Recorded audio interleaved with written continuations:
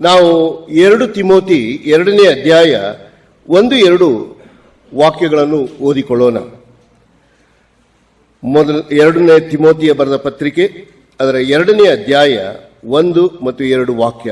ನನ್ನ ಮಗನೇ, ನೀನು ಕ್ರಿಸ್ತ ಯೇಸುವಿನಲ್ಲಿರುವ ಕೃಪೆಯಿಂದ ಬಲ ಹೊಂದಿದವನಾಗು.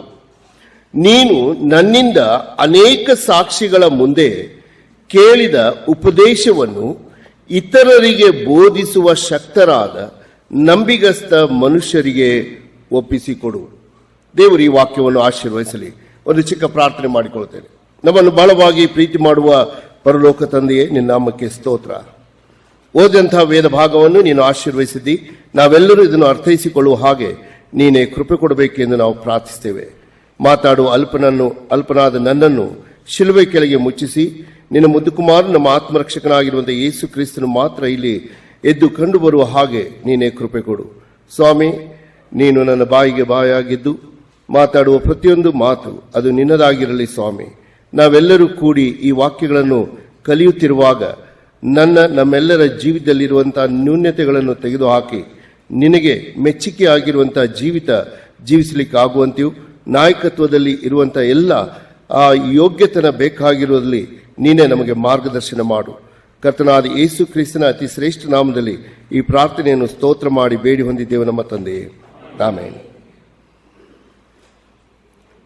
ನಾವು ಓದಿದಂತಹ ವೇದ ಭಾಗ ಅಪೊಸ್ತಲನಾದ ಪೌಲನು ದೇವರಾತ್ಮನ ಸಹಾಯದಿಂದ ತಿಮೋತಿಯನಿಗೆ ಬರೆದಂತಹ ಈ ಭಾಗ ಇವತ್ತಿಗೂ ಅಷ್ಟೇ ನನಗೂ ನಮ್ಮೆಲ್ಲರಿಗೂ ಸಭೆಗಳಿಗೂ ತುಂಬಾ ಒಂದು ಉತ್ತೇಜನಕರವಾಗಿರುವಂತಹ ಮಾತು ಆಗಿದೆ.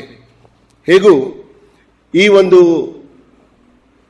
ಕೂಟದಲ್ಲಿ ಪ್ರಸ್ತಾಪಕ್ಕಾಗಿ ಇಟ್ಟಿರುವಂತಹ ಈ ಭಾಗ, ಈ ವಾಕ್ಯ ಭಾಗದಲ್ಲಿ 2ನೇ ವಾಕ್ಯ ಮುಖ್ಯವಾಗಿ, ನೀನು ನನ್ನಿಂದ ಅನೇಕ ಸಾಕ್ಷಿಗಳ ಮುಂದೆ ಕೇಳಿದ ಉಪದೇಶವನ್ನು ಇತರರಿಗೆ ಬೋಧಿಸ ಶಕ್ತರಾದ ನಂಬಿಗಸ್ತ ಮನುಷ್ಯರಿಗೆ ಒಪ್ಪಿಸಿಕೊಡು. ಈ ಒಪ್ಪಿಸಿಕೊಡು ಎಂದು ಹೇಳುವಂತ ಪದದಲ್ಲಿಯೇ ನೀವು ಗಮನಿಸಲಿಕ್ಕೆ ಸಾಧ್ಯ, ಒಬ್ಬ ಜವಾಬ್ದಾರಿಯುಳ್ಳಂತ ವ್ಯಕ್ತಿ ತನ್ನ ಜವಾಬ್ದಾರಿಯನ್ನು ಮತ್ತೊಬ್ಬರಿಗೆ ತಿಳಿಯಪಡಿಸುವಂಥದ್ದು ಅಥವಾ ಅವರಿಗೆ ಮಾರ್ಗದರ್ಶನ ಮಾಡುವಂಥದ್ದು. ಈ ಕಾಲಘಟ್ಟದಲ್ಲಿ ನಾವು ನೋಡುವುದಾದರೂ ಈ ಜವಾಬ್ದಾರಿ ಇದ್ದವರು ತಮ್ಮ ಜವಾಬ್ದಾರಿಯನ್ನು ಮತ್ತೊಬ್ಬರಿಗೆ ನಿರ್ವಹಿಸುವಾಗ ಅಥವಾ ಒಪ್ಪಿಸಿಕೊಡುವಾಗ ಅದರಲ್ಲಿ ಅವರು ಏನೆಲ್ಲ ಕೊಡಬೇಕಾಗಿತ್ತೋ ಅದನ್ನು ಕೊಡದೆ ಅವರ ಒಂದು ಜವಾಬ್ದಾರಿಕೆಗಳನ್ನು ಏರುಪೇರಾಗಿ ಮಾಡಿ ಮತ್ತೊಬ್ಬರಿಗೆ ಕೊಡುವುದ ಕಾಲದಲ್ಲಿ ನಾವು ಇದ್ದೇವೆ. ಆದರೆ ಸಭೆ ಎಂದು ಹೇಳುವಾಗ ಈಗ ಸಭೆಯಲ್ಲಿರುವಂತಹ ಜವಾಬ್ದಾರಿಕೆಗಳನ್ನು ನಿಭಾಯಿಸಿಕೊಂಡು ಹೋಗುವಾಗ ಕರ್ತನು ಈ ಜವಾಬ್ದಾರಿಕೆಯನ್ನು ಹೇಗೆ ನಮಗೆ ಕೊಟ್ಟನು, ನಾವು ಮತ್ತೊಬ್ಬರಿಗೆ ಅದನ್ನು ಹೇಗೆ ಹಸ್ತಾಂತರ ಮಾಡುತ್ತಾ ಇದ್ದೇವೆ, ಈ ಒಂದು ವಿಷಯದಲ್ಲಿಯೇ ಈ 2ನೇ ಸಾಲಿನ ಒಂದು ನಾಯಕತ್ವ ವಿಷಯದಲ್ಲಿ ಮಾತಾಡಬೇಕಾಗಿದೆ. ನನ್ನ ಮನಸ್ಸಿಗೆ ಬಂದಂತಹ ಒಂದು ಆಲೋಚನೆ ಏನಂದ್ರೆ, ಸೇರಿ ಬಂದ ಅನೇಕರು ನೀವಿದ್ದೀರಿ, ಯವನಸ್ಥರು ಇದ್ದೀರಿ, ಮುಪ್ಪಿನವರು ಇದ್ದೀರಿ, ನಾಯಕತ್ವದಲ್ಲಿ ಅನೇಕ ವರ್ಷಗಳು ನಿಮಗೆ ಒಂದು ಅನುಭವ ಇದೆ ಮತ್ತು ನಾಯಕತ್ವ ಹೇಗೆ ಎಂಬುದನ್ನು ತಿಳ್ಕೊಳ್ಳುವುದಕ್ಕಾಗಿಯೂ ಅನೇಕ ಯವನಸ್ಥರು ಇಲ್ಲಿದ್ದೀರಿ. ಇದು ನಾಯಕರ ಕೂಟವೋ ಅಥವಾ 2ನೇ ಸಾಲಿನ ನಾಯಕರ ಕೂಟವೋ ಎಂದು ಆಲೋಚನೆ ಮಾಡುತ್ತಿರುವಾಗ, ಹೌದು, ನಾವು ಪ್ರತಿಯೊಬ್ಬರಿಗೆ ಇರಬೇಕಾಗಿರುವಂತಹ ಈ ಅಗತ್ಯತೆಗಳು, ನಾನು ನಾಯಕನಾಗಿದ್ದೇನೆ, ಈಗ ಹೇಗೆ ಇದನ್ನು ಮತ್ತೊಬ್ಬರಿಗೆ ಒಪ್ಪಿಸಿಕೊಡಲಿ, ನಾನು ಯವನಸ್ಥನಾಗಿದ್ದೇನೆ, ನಾನು ಹೇಗೆ ಈ ನಾಯಕರಿಂದ ಕಲೀಲಿ ಅಥವಾ ಆ ನಾಯಕತ್ವಕ್ಕಾಗಿ ನಾನು ಸಿದ್ಧಪಡಿಸಿಕೊಳ್ಳಲಿ, ಈ ಆಲೋಚನೆಗಳಿಂದ ನಾವು ಇಲ್ಲಿ ಕುಳಿತುಕೊಳ್ಳುವುದಾದರೆ ದೇವರಾತ್ಮನು ನಮ್ಮೊಂದಿಗೆ ತನ್ನ ವಾಕ್ಯದಿಂದ ಮಾತಾಡಲಿಕ್ಕೆ ಸಾಧ್ಯತೆ ಇದೆ. ಹೇಗೂ ಮೊದಲನೇ ಸೆಷನ್ದಲ್ಲಿ ಯೇಸು ಕ್ರಿಸ್ತನ ಒಂದು ಮಾದರಿಯನ್ನು ಇಟ್ಟುಕೊಂಡು ಯೋಹಾನ ಬರೆದ ಸುವಾರ್ತೆ 6ನೇ ಅಧ್ಯಾಯದಿಂದ ಸಹೋದರರು ಅನೇಕ ವಿಷಯಗಳನ್ನು ನಮ್ಮ ಮುಂದೆ ಇಟ್ಟದ್ದು. ನನ್ನ ಗಮನಕ್ಕೆ ಬಂದದ್ದು, ಸಭೆಯಲ್ಲಿ ನಾಯಕತ್ವದ ಅವಶ್ಯಕತೆ ಏನಾಗಿದೆ. 2ನೇ ಸಾಲಿನ ನಾಯಕತ್ವ ಎಂದು ನಾವು ಇವತ್ತು ಕೂಡಿ ಬಂದಿದ್ದೇವೆ. ಆದರೆ ಸಭೆಯಲ್ಲಿ ನಾಯಕತ್ವ ಅವಶ್ಯಕತೆ ಇದೆಯೋ? ಕರ್ತನಾದ ಯೇಸು ಕ್ರಿಸ್ತನು ತನ್ನ ಮಾದರಿಯಾಗಿ ಶಿಷ್ಯರಿಗೆ ಆ ನಾಯಕತ್ವದ ಜವಾಬ್ದಾರಿಗಳನ್ನು ಕೊಟ್ಟನು ಮತ್ತು ಅವರು ಅದನ್ನು ಯೋಗ್ಯ ರೀತಿಯಿಂದ ನಿಭಾಯಿಸಿಕೊಂಡು ಈ ಲೋಕದಲ್ಲಿ ಅವರು ಜೀವಿಸಿ ರಕ್ತಸಾಕ್ಷಿಗಳಾಗಿ ಜೀವಿಸಿದರು. ಹಾಗೆ ಈ ಕಾಲಘಟ್ಟದಲ್ಲಿ ನಾಯಕತ್ವದ ಅವಶ್ಯಕತೆ ಏನು ಎಂಬ ಒಂದು ಶೀರ್ಷಿಕೆಯ ಮೇಲೆ ನಾನು ಆಲೋಚನೆ ಮಾಡ್ತಾ ಇದ್ದೆ. ದೇವರಾತ್ಮನು ನನಗೆ ಈ ಆಲೋಚನೆಯನ್ನು ಎಫೆಸ ಬರೆದ ಪತ್ರಿಕೆ ಅದರ 4ನೇ ಅಧ್ಯಾಯ 13 ಮತ್ತು 12 ವಾಕ್ಯ, ನಮ್ಮ ಕನ್ನಡದಲ್ಲಿ ಆ ರೀತಿಯಾಗಿ ಅದು ಇದೆ. ಎಫೆಸ ಬರೆದ ಪತ್ರಿಕೆ 4ನೇ ಅಧ್ಯಾಯ 13 ಮತ್ತು 12 ವಾಕ್ಯ. 12, 13 ಅಂತ ಇರಬೇಕು, ಆದರೆ ಇಲ್ಲಿ ಅದು 13, 12 ವಾಕ್ಯವಾಗಿ ಇರುವಂತದ್ದಾಗಿದೆ. ಅಲ್ಲಿ ನಾವು ಓದುವಂಥದ್ದು ಎಫೆಸ ಬರೆದ ಪತ್ರಿಕೆ 4ನೇ ಅಧ್ಯಾಯ 13ನೇ ವಾಕ್ಯ. ನಾವೆಲ್ಲರೂ ನಂಬಿಕೆಯಿಂದಲೂ ದೇವಕುಮಾರನ ವಿಷಯವಾದ ಜ್ಞಾನದಿಂದಲೂ ಉಂಟಾಗುವ ಐಕ್ಯವನ್ನು ಹೊಂದಿ ಪ್ರವೀಣತೆಗೆ ಬಂದವರಾಗಿ ಕ್ರಿಸ್ತನ ಪರಿಪೂರ್ಣತೆ ಎಂಬ ಪ್ರಮಾಣವನ್ನು ಮುಟ್ಟುವ ತನಕ ದೇವ ಜನರನ್ನು ಯೋಗ್ಯ ಸ್ಥಿತಿಗೆ ತರುವ ಕೆಲಸಕ್ಕೋಸ್ಕರ, ಸಭೆಯ ಸೇವೆಗೋಸ್ಕರವು, ಕ್ರಿಸ್ತನ ದೇಹವು ಅಭಿವೃದ್ಧಿಯಾಗುವುದಕ್ಕೋಸ್ಕರವು ಆತನು ಇವರನ್ನು ಅನುಗ್ರಹಿಸಿದನು. ಹಾಗಾದ್ರೆ ಇಲ್ಲಿ ನಾವು ಗಮನ ಕೊಡತಕ್ಕದ್ದು ಏನಂತಂದ್ರೆ, ಸಭೆಯಲ್ಲಿ ನಾಯಕತ್ವ ಅವಶ್ಯಕತೆ ಇದೆ. ಹಾಗಾದ್ರೆ ನಾಯಕತ್ವದ ಅವಶ್ಯಕತೆ ಇರುವಲ್ಲಿ ಸಭೆಗೆ ನಾಯಕತ್ವ, ಆ ನಾಯಕರು ಏನು ಮಾಡಲಿಕ್ಕೆ ಸಾಧ್ಯ, ಅವರ ದೃಷ್ಟಿಕೋನ ಏನಾಗಿರಬೇಕು, ಅವರು ಆಲೋಚಿಸುವುದು ಏನಾಗಿರಬೇಕು, ಅದಕ್ಕೆ ಕಾರಣ ಕ್ರಿಸ್ತನ ಸಭೆ ಅಭಿವೃದ್ಧಿಗಾಗಿ ನಾಯಕತ್ವ ಅವಶ್ಯಕತೆಯಾಗಿದೆ. ಮೊದಲ ವಿಷಯ ನಾವು ತಿಳ್ಕೊಳ್ಳಬೇಕಾಗಿರುವುದು, ಕ್ರಿಸ್ತನ ಸಭೆ ಅಭಿವೃದ್ಧಿ ಆಗಬೇಕು. ಸಭೆ ಎಂದು ಹೇಳುವಾಗ ನಾವು ಇದನ್ನು ಯಾವಾಗಲೂ ಹೇಳುವುದುಂಟು, ಕಟ್ಟಡ ಅಲ್ಲ, ಆದರೆ ಕೂಡಿ ಬರುವಂತ ವಿಶ್ವಾಸಿಗಳು ಅವರು ಸಭೆಯಾಗಿದ್ದಾರೆ. ಹಾಗಾದ್ರೆ ಸಭೆಯಲ್ಲಿ ನಾವು ಅಭಿವೃದ್ಧಿ ಆಗಬೇಕಾದ್ರೆ ಸಂಖ್ಯೆಯಿಂದ ಅಲ್ಲ, ದೇವರ ವಾಕ್ಯದಿಂದ ಎಂದು ನಾವು ಅರ್ಥೈಸಿಕೊಳ್ಳುವುದು ತುಂಬಾ ಅವಶ್ಯವಾಗಿದೆ. ಇವತ್ತು ನಮ್ಮ ಸಭೆಗಳಲ್ಲಿ ವಿಶ್ವಾಸಿಗಳು ನಾವು ಸೇರಿ ಬರುತ್ತಾ ಇದ್ದೇವೆ. ವಾಕ್ಯದ ಪರಿಜ್ಞಾನ ಇಲ್ಲದೆ ಇರುವುದ ಕಾರಣ ಆ ಸಭೆ ಅಭಿವೃದ್ಧಿ ಆಗದೆ ಅವರಲ್ಲಿ ಕುಂದು ಕೊರತೆಗಳು ಇರುವುದ ಕಾರಣ ಯೋಗ್ಯ ನಾಯಕರು ನಾವು ಕಂಡು ಬರ್ತಾ ಇಲ್ಲ. ನಾವು ಆರಂಭದಲ್ಲಿ ತಿಳ್ಕೊಳ್ಳಬೇಕಾಗಿರುವಂಥದ್ದು, ಕ್ರಿಸ್ತನ ಸಭೆ ಅಭಿವೃದ್ಧಿ ಆಗಬೇಕು. ಆ ಅಭಿವೃದ್ಧಿ ಆಗುವುದಕ್ಕಾಗಿ ವಾಕ್ಯದ ಒಂದು ತಿಳುವಳಿಕೆ ಅಥವಾ ವಾಕ್ಯದಲ್ಲಿ ಬೆಳೆಯುವುದು ತುಂಬಾ ಅವಶ್ಯವಾಗಿದೆ. ಕೊಲೊಸೆ ಬರೆದ ಪತ್ರಿಕೆ 1ನೇ ಅಧ್ಯಾಯ 28, 29 ವಾಕ್ಯ ನಾವು ಓದಿಕೊಳ್ಳೋಣ. ಕೊಲೊಸೆ ಬರೆದ ಪತ್ರಿಕೆ ಇದರ 1ನೇ ಅಧ್ಯಾಯ 28, 29ನೇ ವಾಕ್ಯ. ಸಹೋದರಲ್ಲಿ ಯಾರಾದರೂ ಓದಿದರೆ ಒಳ್ಳೆಯದು.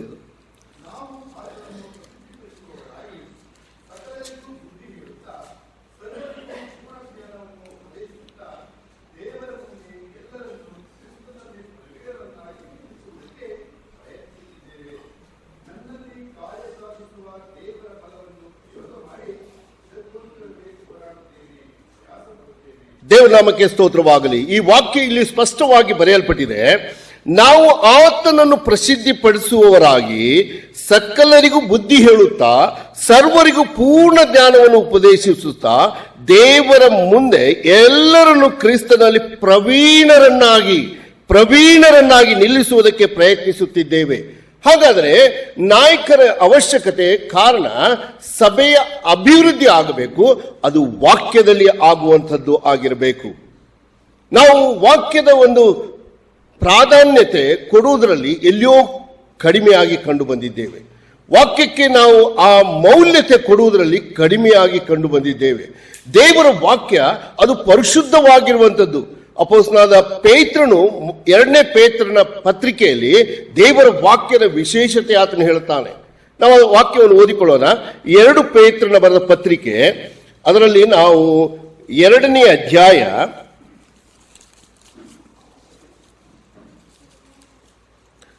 4ನೇ ವಾಕ್ಯವನ್ನು ಓದಿಕೊಳ್ಳೋಣ. 2 ಪೇತ್ರ 1ನೇ ಅಧ್ಯಾಯ, ಕ್ಷಮಿಸಬೇಕು, ಅದರ 4ನೇ ವಾಕ್ಯ. 2 ಪೇತ್ರ 1ನೇ ಅಧ್ಯಾಯ 4ನೇ ವಾಕ್ಯ. ನೀವು ಲೋಕದಲ್ಲಿ ದುರಾಶೆಯಿಂದುಂಟಾದ ಕೆಟ್ಟತನಕ್ಕೆ ತಪ್ಪಿಸಿಕೊಂಡು ದೈವ ಸ್ವಭಾವದಲ್ಲಿ ಪಾಲನ್ನು ಹೊಂದುವವರಾಗಬೇಕೆಂಬ ಉದ್ದೇಶದಿಂದ ದೇವರು ತನ್ನ ಪ್ರಭಾವ ಗುಣಾತಿಶಯಗಳಿಂದ ಅಮೂಲ್ಯವಾಗಿಯೂ ಉತ್ಕೃಷ್ಟವಾಗಿಯೂ ಇರುವ ವಾಗ್ದಾನಗಳನ್ನು ನಮಗೆ ದಯಪಾಲಿಸಿದ್ದಾನೆ. ಒಂದು ವೇಳೆ ಅಪೊಸ್ತಲನಾದ ಪೌಲನು 2000 ವರ್ಷಗಳ ಹಿಂದೆ ಈ ದೇವರ ವಾಕ್ಯದ ಮಹತ್ವವನ್ನು ಇಷ್ಟು ಗುರುತಿಸಿದ್ದಾಗಿದ್ದರೆ, ನಾನು ನೀನು ನನ್ನ ಭಾಷೆಗಳಲ್ಲಿ ಸಿಕ್ಕಿರುವಂತಹ ಈ ದೇವರ ವಾಕ್ಯವನ್ನು ಎಷ್ಟು ಗೌರವದಿಂದ ಅದನ್ನು ಅಧ್ಯಯನ ಮಾಡುತ್ತಾ ಇದ್ದೇವೆ, ಎಷ್ಟು ಆಳವಾಗಿ ಅದರಲ್ಲಿರುವಂತಹ ಸತ್ಯಗಳನ್ನು ನಾವು ತಿಳ್ಕೊಳ್ಳುತ್ತಾ ಇದ್ದೇವೆ ಪ್ರಿಯರೇ. ಅದು ಎಷ್ಟು ನನಗೆ ಅಮೂಲ್ಯವಾಗಿದೆ, ಎಷ್ಟು ಉತ್ಕೃಷ್ಟವಾಗಿದೆ ದೇವರ ವಾಕ್ಯ. ಇವತ್ತು ಕ್ರಿಸ್ತನ ಸಭೆ ಅಭಿವೃದ್ಧಿ ಆಗುವುದಕ್ಕೆ ಅಡ್ಡಿಯಾಗಿರುವಂಥದ್ದು ಇದಾಗಿದೆ. ನನಗೆ ದೇವರ ವಾಕ್ಯದ ಮೌಲ್ಯತೆ ಗೊತ್ತಿಲ್ಲ, ಅದರ ಉತ್ಕೃಷ್ಟತೆ ನನಗೆ ಗೊತ್ತಿಲ್ಲ. ಹಾಗಾಗಿ ನಾವು ಸಭೆ ನಾಯಕತ್ವದಲ್ಲಿ ಇವುಗಳನ್ನು ಕುಂದುಕೊರತೆಗಳನ್ನು ನೋಡ್ತಾ ಇದ್ದೇವೆ. ಕ್ರಿಸ್ತನ ಸಭೆ ಅಭಿವೃದ್ಧಿ ಆಗಬೇಕು, ಅದಕ್ಕಾಗಿ ನಾನು ಪ್ರಯಾಸ ಪಡಬೇಕು, ನಾನು ಹೋರಾಡಬೇಕು. ನಾಯಕನಾಗಿ ಅದನ್ನು ನಾನು ನನ್ನ ಸಭೆಯಲ್ಲಿ, ನಮ್ಮ ಸಭೆಯಲ್ಲಿ, ನಾವು ಯಾವ ಸಭೆಯಲ್ಲಿ ಇದ್ದೇವೋ ಸ್ಥಳೀಯ ಸಭೆಯಲ್ಲಿ ಅದನ್ನು ಪ್ರಾಯೋಗಿಕವಾಗಿ ಸತ್ಯವೇದ ಅಧ್ಯಯನದ ಒಂದು ವಿಶೇಷತೆ. ದೇವರದಾಸರು ಹೇಳ್ತಾ ಬಂದರು, ಹೌದು 66 ಪುಸ್ತಕ ಇದೆ, ಮನಸ್ಸಿಗೆ ಬಂದ ಹಾಗೆ ಕೀರ್ತನೆ ಅಥವಾ ಯಾವುದೋ ಸುವಾರ್ತೆಗಳನ್ನು ನಾವು ಅಧ್ಯಯನ ಮಾಡುತ್ತಾ ಇದ್ದರೆ ಹಾಗೆ ಅಲ್ಲ. ಅದು ಅಮೂಲ್ಯವಾಗಿದೆ ಮತ್ತು ಉತ್ಕೃಷ್ಟವಾಗಿದೆ. ಹೇಗೆ ಅಧ್ಯಯನ ಮಾಡಬೇಕೆಂಬುದನ್ನು ಯೋಗ್ಯ ರೀತಿಯಿಂದ ನಾವು ಅದನ್ನು ತಿಳ್ಕೊಳ್ಳಬೇಕು. ನಾವು ನಮ್ಮ ಸಭೆಯಲ್ಲಿ ಈ ದಿನಗಳಲ್ಲಿ ಎಮ್ಮಾವು ಸತ್ಯವೇದ ಅಧ್ಯಯನ ಅದನ್ನು ಒಂದು ಸ್ಟಡಿ ಸೆಂಟರ್ ಆಗಿ ಆರಂಭಿಸಿದ್ದೇವೆ. ಅದರಿಂದ ಅನೇಕರಿಗೆ ಅವರ ಪ್ರಶ್ನೆಗಳಿಗೆ ಉತ್ತರ ಸಿಗ್ತಾ ಇದೆ. ಹಾಗಾದರೆ ಎಮ್ಮಾವು ಕೋರ್ಸ್ ಅದು ಮೌಲ್ಯವಾಗಿರುವಂಥದ್ದಲ್ಲ, ಇದರಲ್ಲಿರುವಂಥ ಮೌಲ್ಯತೆಯನ್ನು ತಿಳಿಸುವುದಕ್ಕಾಗಿ ಎಮ್ಮಾವು ಕೋರ್ಸ್ಗಳು ಸಹಾಯಕವಾಗಿದೆ. ಇದು ನನ್ನ ಜವಾಬ್ದಾರಿ, ಅದಕ್ಕಾಗಿ ನಾನು ಇದನ್ನು ಹೇಳ್ತಾ ಇದ್ದೇನೆ. ನಾವು ನಮ್ಮ ಸಭೆಯ ಅಭಿವೃದ್ಧಿಯನ್ನು ನೋಡಬೇಕಾಗಿದ್ದಲ್ಲಿ ಒಳ್ಳೆಯ ನಾಯಕತ್ವಕ್ಕೆ ದೇವರ ವಾಕ್ಯದ ಪ್ರಾಧಾನ್ಯತೆ ನಮಗಿರಬೇಕು. ಎರಡನೇ ವಿಷಯ ನಿಮ್ಮ ಮುಂದೆ ಇಡಲಿಕ್ಕೆ ಇಷ್ಟಪಡ್ತಾ ಇದ್ದೇನೆ. ಕ್ರಿಸ್ತನ ಸಭೆಯ ಅಭಿವೃದ್ಧಿಗಾಗಿ ಎರಡನೇದು ಆತ್ಮೀಯ ಐಕ್ಯತೆ ನಮಗೆ ಬೇಕು. ಆತ್ಮೀಯ ಐಕ್ಯತೆ ಅದೇ ಎಫೆಸ ಬರೆದ ಪತ್ರಿಕೆ 4ನೇ ಅಧ್ಯಾಯ 1-3 ವಾಕ್ಯಗಳಲ್ಲಿ ಅದನ್ನು ನಾವು ಓದಬಹುದು. ಎಫೆಸ ಬರೆದ ಪತ್ರಿಕೆ 4ನೇ ಅಧ್ಯಾಯ ಅದರ 1-3 ವಾಕ್ಯಗಳು. ನೀವು ದೇವರಿಂದ ಕರೆಯಲ್ಪಟ್ಟವರಾದ ಕಾರಣ ಯೋಗ್ಯರಾಗಿ ನಡೆದುಕೊಳ್ಳಬೇಕೆಂದು ಕರ್ತನ ಸೇವೆಯಲ್ಲಿ ಸೆರೆಯವನಾದ ನಾನು ನಿಮ್ಮನ್ನು ಪ್ರಬೋಧಿಸುತ್ತೇನೆ. ನೀವು ಸಂಪೂರ್ಣ ವಿನಯ ಸಾತ್ವಿಕತ್ವಗಳಿಂದಲೂ ದೀರ್ಘ ಶಾಂತಿಯಿಂದಲೂ ಕೂಡಿದವರಾಗಿ ಪ್ರೀತಿಯಿಂದ ಒಬ್ಬರನ್ನೊಬ್ಬರು ಸಹಿಸಿಕೊಳ್ಳಿರಿ. ಸಮಾಧಾನವೆಂಬ ಬಂಧನದಿಂದ ಕಟ್ಟಲ್ಪಟ್ಟವರಾಗಿದ್ದು ಪವಿತ್ರಾತ್ಮನಿಂದುಂಟಾಗುವ ಐಕ್ಯವನ್ನು ಕಾಪಾಡಿಕೊಳ್ಳುವುದಕ್ಕೆ ಆಸಕ್ತರಾಗಿರಿ. ಹಾಗಾದರೆ ದೇವರ ವಾಕ್ಯ ನಮ್ಮನ್ನು ಅಭಿವೃದ್ಧಿಗೆ ನಡೆಸುವುದು ಅಷ್ಟೇ ಅಲ್ಲ, ಆತ್ಮಿಕ ಒಂದು ಐಕ್ಯತೆ ಕ್ರಿಸ್ತನ ಸಭೆಯ ಅಭಿವೃದ್ಧಿಗೆ ಕಾರಣವಾಗಿದೆ. ಯಾವಾಗ ನಾವು ಆತ್ಮಿಕ ಐಕ್ಯತೆಯನ್ನು ಹೇಳುತ್ತೇವೋ, ನಮ್ಮ ಪ್ರತಿಯೊಬ್ಬರಲ್ಲಿ ಪರಿಶುದ್ಧಾತ್ಮನು ವಾಸ ಮಾಡುವುದಕ್ಕೆ ಕಾರಣ ನಾವು ಒಬ್ಬರನ್ನೊಬ್ಬರು ಗುರುತಿಸುವುದೂ ಸಹ ಆತ್ಮಿಕವಾಗಿಯೇ. 2ನೇ ಕೊರಿಂಥ 5ನೇ ಅಧ್ಯಾಯ 16ನೇ ವಾಕ್ಯದಲ್ಲಿ ಒಂದು ವಾಕ್ಯ ಪ್ರಯೋಗಿಸಲ್ಪಟ್ಟಿದೆ. ಈ ರೀತಿಯಾಗಿ ಹೇಳಲ್ಪಟ್ಟಿದೆ. 2ನೇ ಕೊರಿಂಥ ಅದರ 5ನೇ ಅಧ್ಯಾಯ 16ನೇ ವಾಕ್ಯ.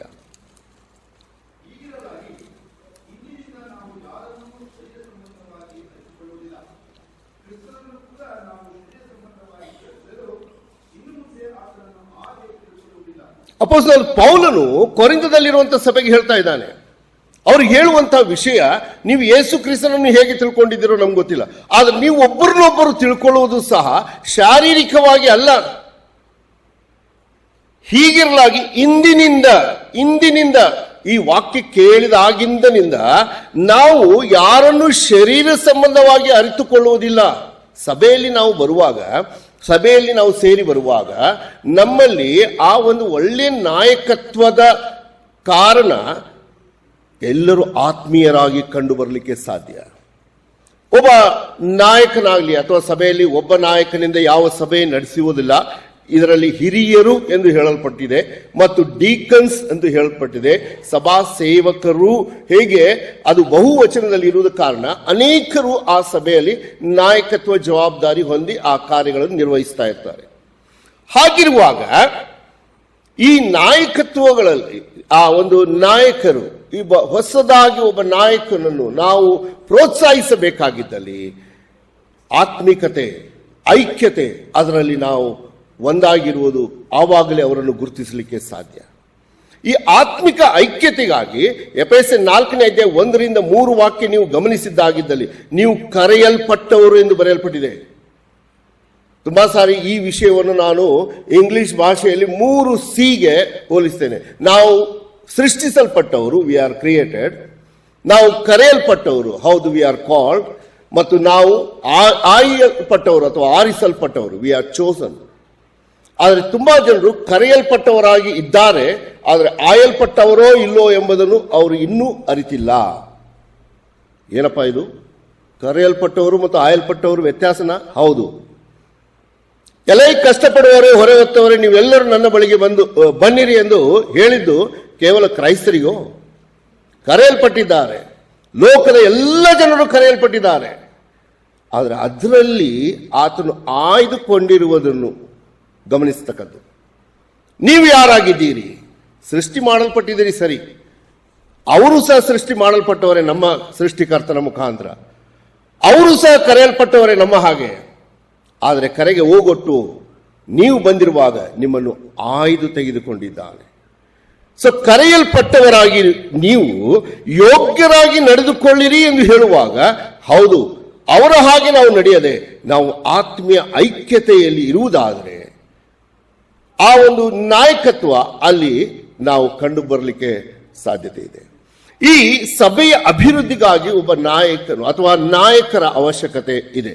3ನೇ ವಿಷಯ, ಅದರಲ್ಲಿಯೇ ಕ್ರಿಸ್ತನ ಸಭೆಯ ಅಭಿವೃದ್ಧಿಗಾಗಿ ನಾವು ಒಂದು ವಾಕ್ಯ ಓದಿಕೊಳ್ಳೋಣ. ಎಫೆಸ 3ನೇ ಅಧ್ಯಾಯ 19ನೇ ವಾಕ್ಯ. ಎಫೆಸ ಬರೆದ ಪತ್ರಿಕೆ 3ನೇ ಅಧ್ಯಾಯ 19ನೇ ವಾಕ್ಯ.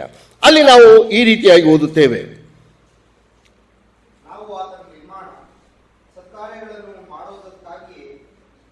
ಎಫೆಸ 3:19.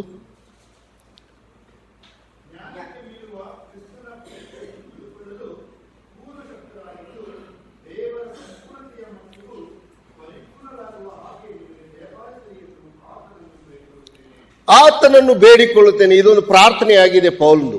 ಆದರೆ ಕಾರಣ, ಒಬ್ಬ ನಾಯಕನಿಗೆ ಗೊತ್ತು ಈ ಸಭೆ ಎಂದು ಹೇಳುವಾಗ ಇಲ್ಲಿ ನಾಯಕರ ಅವಶ್ಯಕತೆ ಇದೆ ಎಂದು ತಿಳಿದು ಆತನು ಮಾಡುವಂತ ಪ್ರಾರ್ಥನೆ. ಈ ಪ್ರಾರ್ಥನೆ ನಮ್ಮ ಎಲ್ಲರದ್ದು ಆಗಿರಲಿ. ಏನು ಇಲ್ಲಿ ಬರೆಯಲ್ಪಟ್ಟಿದೆ? ದೇವ ಜನರೆಲ್ಲರೊಂದಿಗೆ ಗ್ರಹಿಸಲು, ಜ್ಞಾನಕ್ಕೆ ಮೀರುವ ಕ್ರಿಸ್ತನ ಪ್ರೀತಿಯನ್ನು ತಿಳುಕೊಳ್ಳಲು ಪೂರ್ಣ ಶಕ್ತರಾಗಿದ್ದು ದೇವರ ಸಂಪೂರ್ಣತೆಯ ಮಟ್ಟಿಗೂ ಪರಿಪೂರ್ಣರಾಗುವ ಹಾಗೆ ನಿಮಗೆ ದಯಪಾಲಿಸಲಿ ಎಂದು ಆತನನ್ನು ಬೇಡಿಕೊಳ್ಳುತ್ತೇನೆ. ಪ್ರಿಯರೇ, ಈ ವಾಕ್ಯ ಸುಮ್ಮನೆ ಓದಿ ಹಾಗೆ ಮುಚ್ಚುವುದಲ್ಲ. ಇದರಲ್ಲಿ ಇರುವಂತಹ ಆಳವಾದ ಸತ್ಯವನ್ನು ನೀವು ಅರಿತುಕೊಳ್ಳುವುದಾದರೆ ನಿಜವಾಗಿಯೂ ನಾವು ಆ ಪರಿಪೂರ್ಣ ತನಕ ಮುಟ್ಟಲಿಕ್ಕೆ ಸಾಧ್ಯವೋ? ಅಥವಾ ನಾವು ಕೇವಲ ಒಬ್ಬ ಕ್ರೈಸ್ತ ವಿಶ್ವಾಸಿ, ಬ್ರದರನ್ ಸಭೆ ಅಟೆಂಡ್ ಮಾಡಿದ್ದೇನೆ ಎಂಬ ಇಷ್ಟು ನಮಗೆ ಒಂದು ಸರ್ಟಿಫಿಕೇಟ್ ಸಿಕ್ಕರೆ ಸಾಕು? ಇಲ್ಲ. ಕ್ರಿಸ್ತನ ಹಾಗೆ ಆಗದಿದ್ದರೆ ಕ್ರಿಸ್ತನ ಜೊತೆಗೆ ಎತ್ತಲ್ಪಡಲಿಕ್ಕೂ ಇಲ್ಲ. ಆ ಪರಿಪೂರ್ಣತೆ ನನ್ನಲ್ಲಿ ಆಗುವುದಕ್ಕಾಗಿ ಆ ನಾಯಕತ್ವ ಅವರ ಜವಾಬ್ದಾರಿಕೆ ಎಷ್ಟಿದೆ ಎಂಬುದನ್ನು ನಾವು ಇದರಿಂದ ತಿಳ್ಕೊಳ್ಳಲಿಕ್ಕೆ ಸಾಧ್ಯ. ದೇವರ ವಾಕ್ಯ, ಆತ್ಮಿಕ ಐಕ್ಯತೆ ಮತ್ತು ಕ್ರಿಸ್ತನ ಆ ಪ್ರಮಾಣ ಅಥವಾ ಪರಿಪೂರ್ಣತೆಗೆ ನಾವು ಅಷ್ಟರ ಮಟ್ಟಿಗೆ ಬೆಳೆಯುವಂಥದ್ದು. 2ನೇ ವಿಷಯ ನಿಮ್ಮ ಗಮನಕ್ಕೆ ತರಲಿಕ್ಕೆ ಇಷ್ಟಪಡ್ತಾ ಇದ್ದೇನೆ. ಈ ಕ್ರೈಸ್ತ ಸಭೆಯು ಇಡೀ ಲೋಕಕ್ಕೆ ಆ ಕ್ರಿಸ್ತನನ್ನು ಪ್ರಕಟಿಸುವಂಥದ್ದಾಗಿದೆ. ಈಗ ನಾವು ಸಭೆ ಒಳಗೆ ನೋಡಿದೆವು. ಈ ನಾಯಕರು ಸಭೆಯಲ್ಲಿ ಅವಶ್ಯಕತೆ ಇದೆ. ಕಾರಣ, ಈ ಸಭೆಯ ಮುಖಾಂತರವೇ ಇಡೀ ಲೋಕಕ್ಕೆ ಈ ಯೇಸು ಕ್ರಿಸ್ತನನ್ನು ಪ್ರಕಟಿಸುವಂಥದ್ದಾಗಿದೆ. ಇವತ್ತು ಪರಲೋಕದಿಂದ ಕರ್ತನಾದ ಯೇಸು ಕ್ರಿಸ್ತನು ಈ ಜಗತ್ತನ್ನು, ಈ ಭೂಮಿಯನ್ನು ನೋಡುವಾಗ ಆತನಿಗೆ ಅತಿ ಪ್ರಿಯವಾಗಿರುವಂಥದ್ದು ಸಭೆ ಒಂದೇ. ನಾವು ಈ ಕನ್ವೆನ್ಷನ್ ಅದು ಇದು ಮಾಡ್ತಾ ಇದ್ದೀವಲ್ಲ, ಇದು ಯಾವುದರಲ್ಲಿ ಆತನಿಗೆ ಇಷ್ಟ ಇಲ್ಲ. ಒಳ್ಳೆಯದು, ಇದು ನಮ್ಮ ಪರಿಪಕ್ವತೆಗೆ ಅಥವಾ ನಮ್ಮ ಒಂದು ಮಾರ್ಗದರ್ಶನಕ್ಕೆ, ನಮ್ಮ ಒಂದು ಪ್ರೋತ್ಸಾಹನಕ್ಕೆ ಇದು ಮಾಡ್ತಾ ಇದ್ದೇವೆ. ಇದು ಮಾಡಲೇಬೇಕು, ಮಾಡಿದರೆ ಇನ್ನೊಬ್ಬರಿಗೆ ಇದು ಗೊತ್ತಾಗುವುದು. ಆದರೆ ಸಭೆ ಆ ವಿಷಯದಲ್ಲಿ ಆತನು ತುಂಬಾ ಇಷ್ಟವುಳ್ಳವನಾಗಿದ್ದಾನೆ. ಸಹೋದರ ಹೇಳ್ತಾರೆ ಸ್ಥಳೀಯ ಸಭೆ, ಮಧ್ಯದಲ್ಲಿ ಮಾತಾಡಲಿಕ್ಕೆ ತುಂಬಾ ಇಷ್ಟ ಇದೆ ಅವರಿಗೆ. ಅದು ನಾನು ಹೇಳ್ತೇನೆ ಸಾರ್ವತ್ರಿಕ ಸಭೆ. ಯಾಕಂದ್ರೆ ಎತ್ತಲ್ಪಡುವುದು ಸಾರ್ವತ್ರಿಕ ಸಭೆ, ಸ್ಥಳೀಯ ಸಭೆ ಅಲ್ಲ. ತುಂಬಾ ಜನರು ಇವತ್ತು ದೀಕ್ಷಾ ಸ್ನಾನ ಹೊಂದಿ ಸ್ಥಳೀಯ ಸಭೆಯಲ್ಲಿ ಇದ್ದಾರೆ, ರಕ್ಷಣೆನೇ ಹೊಂದಿಲ್ಲ. ಏನಂತೀರಾ? ನಾಯಕರು ತಮ್ಮ ಪಕ್ಷಪಾತದಿಂದ ಅನೇಕರನ್ನು ಬರಮಾಡಿಕೊಂಡ್ರು, ಸಂಖ್ಯೆ ಹೆಚ್ಚಾಗಲಿ, ತಮ್ಮ ಒಂದು ಮೆಚ್ಚುಗೆ ಅಥವಾ ಅವರ ಪ್ರಶಂಸೆಗೆ ಕಾರಣವಾಗಲಿ ಎಂದು ಹೇಳಿ ಬಂದವರನ್ನೆಲ್ಲ ದೀಕ್ಷಾ ಸ್ನಾನ ಕೊಟ್ಟು ಸಭೆಯಲ್ಲಿ ಸೇರಿಸಿಕೊಂಡ್ರು. ಅವರು ಮಾಡುತ್ತಾರೆ, ನಾವು ಮಾಡ್ತಾ ಇದ್ದೀವಿ, ಏನು ತೊಂದರೆ ಇಲ್ಲ. ಸಭೆಯಲ್ಲಿ ಸಂಖ್ಯೆ ಹೆಚ್ಚಾಗಬೇಕು, ನಮ್ಮ ಸಭೆ ಬಿಟ್ಟು ಹೋಗಬಾರ್ದು. ಆದರೆ ಸ್ಥಳೀಯ ಸಭೆಯಲ್ಲಿ ಇವತ್ತು ಇರುವವರು ಯಾರು ಎಂದಾದರೂ ಯೋಚನೆ ಮಾಡಿದ್ದೀರಾ? ನಾನು ರಕ್ಷಣೆ ಹೊಂದಿದಾಗ ಯಾವ ಸಭೆಯ ಸದಸ್ಯನಾಗುತ್ತೇನೆ? ಯಾವಾಗ ನಾವು ರಕ್ಷಣೆ ಹೊಂದುತ್ತೇವೋ ಆವಾಗ ನಾವು ಸಾರ್ವತ್ರಿಕ ಸಭೆಯ ಸದಸ್ಯರಾಗುತ್ತೇವೆ. ಯಾವಾಗ ನೀವು ರಕ್ಷಣೆ ಹೊಂದಿದ್ದನ್ನು ಮತ್ತು ನಿಮ್ಮ ರಕ್ಷಣೆಯ ಸಾಕ್ಷಿಯನ್ನು ಸ್ಥಳೀಯ ಸಭೆಯಲ್ಲಿ ನೀವು ಹೇಳುತ್ತೀರೋ ಆವಾಗ ಸ್ಥಳೀಯ ಸಭೆಯ ನಾಯಕರು ಅದನ್ನು ಗುರುತಿಸಿ ನಿಮಗೆ ದೀಕ್ಷಾಸ್ನಾನ ಕೊಡ್ತಾರೆ. ಆವಾಗ ನೀವು ಸ್ಥಳೀಯ ಸಭೆಯ ಅನ್ಯೋನ್ಯತೆಯಲ್ಲಿ ಸೇರಿ ಬರ್ತೀರಿ. ಇದು ಸ್ಪಷ್ಟ, ಇದು ಸತ್ಯ. ಆದರೆ ಇವತ್ತು ಸಭೆಗಳಲ್ಲಿ ಇರುವಂತಹ ಒಂದು ಸಮಸ್ಯೆ ಏನಂತಂದ್ರೆ, ಅನೇಕರು ಇದ್ದಾರೆ ಸಭೆಯಲ್ಲಿ, ಅನೇಕರು ತುಂಬಾ ಅವರ ಒಂದು ತಲಾಂತುಗಳನ್ನು ಉಪಯೋಗಿಸಿ ಚಟುವಟಿಕೆಗಳನ್ನು ಮಾಡ್ತಾ ಇದ್ದಾರೆ, ಆದರೆ ನಿಜ ರಕ್ಷಣೆ ಹೊಂದಿದ್ದಾರೋ ಎಂಬ ಕಲ್ಪನೆನೇ ಅವರಿಗೆ ಇಲ್ಲ. ಈ ಸತ್ಯ ಯಾಕೆ ಹೇಳುತ್ತಾ ಇದ್ದೇನೆಂದರೆ, ಈ ಕಾಲಘಟ್ಟ ಆ ರೀತಿಯಾಗಿದೆ. ನಮ್ಮ ಕುಟುಂಬಕ್ಕೆ ಒಳ್ಳೆಯದಾಗಲಿ, ನಮಗೆ ಒಳ್ಳೆಯದಾಗಲಿ, ನಮಗೆ ಒಳ್ಳೆ ಜೀವನ ಸಂಗಾತಿ ಸಿಗಲಿ, ನಮಗೆ ಒಳ್ಳೆ ಕೆಲಸ ಸಿಗಲಿ, ಅಥವಾ ನಮಗೆ ಒಳ್ಳೆ ಹೆಸರು ಬರಲಿ ಎಂದು ಹೇಳಿ ಆ ಸಭೆಯೋ ಈ ಸಭೆಯೋ ಎಂದು ಹೇಳಿಕೊಂಡು ನಾವು ಇದ್ದೇವೆ. ಆದರೆ ಸ್ಥಳೀಯ ಸಭೆಯನ್ನು ಕರ್ತನು ನೋಡುವುದಾಗ ಸ್ಥಳೀಯ ಸಭೆಯಲ್ಲಿ ವಿಶ್ವಾಸಿಗಳೇ ಇಲ್ಲ. ಆತನಿಗೆ ಬೇಕಾಗಿರುವುದವರು ಒಬ್ಬರೂ ಇಲ್ಲ. ಹಾಗಾಗಿ ಇವತ್ತು ಸೆಕೆಂಡ್ ಲೈನ್ ಲೀಡರ್ಶಿಪ್ಗಾಗಿ ನಾವು ಗೊಂದಲದಲ್ಲಿದ್ದೇವೆ. ಯಾರನ್ನು ಆಯ್ಕೆ ಮಾಡಬೇಕು, ಹೇಗೆ ಇರಬೇಕು ಅವರು? ಆದರೆ ಅವಶ್ಯಕತೆ ಮೊದಲು ತಿಳಿದರೆ ಆಯ್ಕೆ ಸರಿಯಾಗಿ ಬರುತ್ತದೆ. ಮೊದಲನೇ ವಿಷಯ ನಾನು ಹೇಳಿದ್ದು ಅಭಿವೃದ್ಧಿ ಆಗಬೇಕು ಸಭೆ. ಎರಡನೇ ವಿಷಯ ನಾನು ನಿಮ್ಮ ಗಮನಕ್ಕೆ ತಂದದ್ದು ಅದು ಕ್ರೈಸ್ತ ಸಭೆಯ ಮೂಲಕ ಲೋಕಕ್ಕೆ ಯೇಸು ಕ್ರಿಸ್ತನ ಪರಿಚಯ ಆಗಬೇಕು. ಅದಕ್ಕಾಗಿ ನಾವು ಸುವಾರ್ತೆ ಸಾರುವವರಾಗಿರಬೇಕು. ಸುವಾರ್ತೆ ಇದು ನನ್ನ ಜವಾಬ್ದಾರಿಯಾಗಿದೆ. ಸೊ ಎರಡನೇ ಸಾಲಿನ ನಾಯಕತ್ವಕ್ಕಾಗಿ ಒಬ್ಬ ವ್ಯಕ್ತಿ ಸುವಾರ್ತೆ ಸಾರುವಂತವನಾಗಿದ್ದರೆ ಸ್ಥಳೀಯ ಸಭೆಯಲ್ಲಿ ಜವಾಬ್ದಾರಿ ಕೊಡಲಿಕ್ಕೆ ಅದು ಒಳ್ಳೆಯದಾಗಿ ಕಂಡು ಬರುತ್ತದೆ. ಸುವಾರ್ತೆ ಸಾರದೆ ಅಥವಾ ಆತನು ಅದನ್ನು ಹೇಳದೆ ಅದಕ್ಕಾಗಿ ನಾಚಿಕೊಳ್ಳುವವನಿಗೆ ಸಭೆಯಲ್ಲಿ ಯಾವ ಜವಾಬ್ದಾರಿಗಳು ಇರಬಾರದು. ಆದರೆ ಈ ಒಂದು ಜವಾಬ್ದಾರಿಗೆ ನಾವು ರೋಮಾಪುರದ ಪತ್ರಿಕೆ ಮೊದಲನೇ ಅಧ್ಯಾಯ 16-17 ವಾಕ್ಯಗಳನ್ನು ದಯಮಾಡಿ ಯಾರಾದರೂ ಓದಿದರೆ ಒಳ್ಳೆಯದಾಗುವುದು.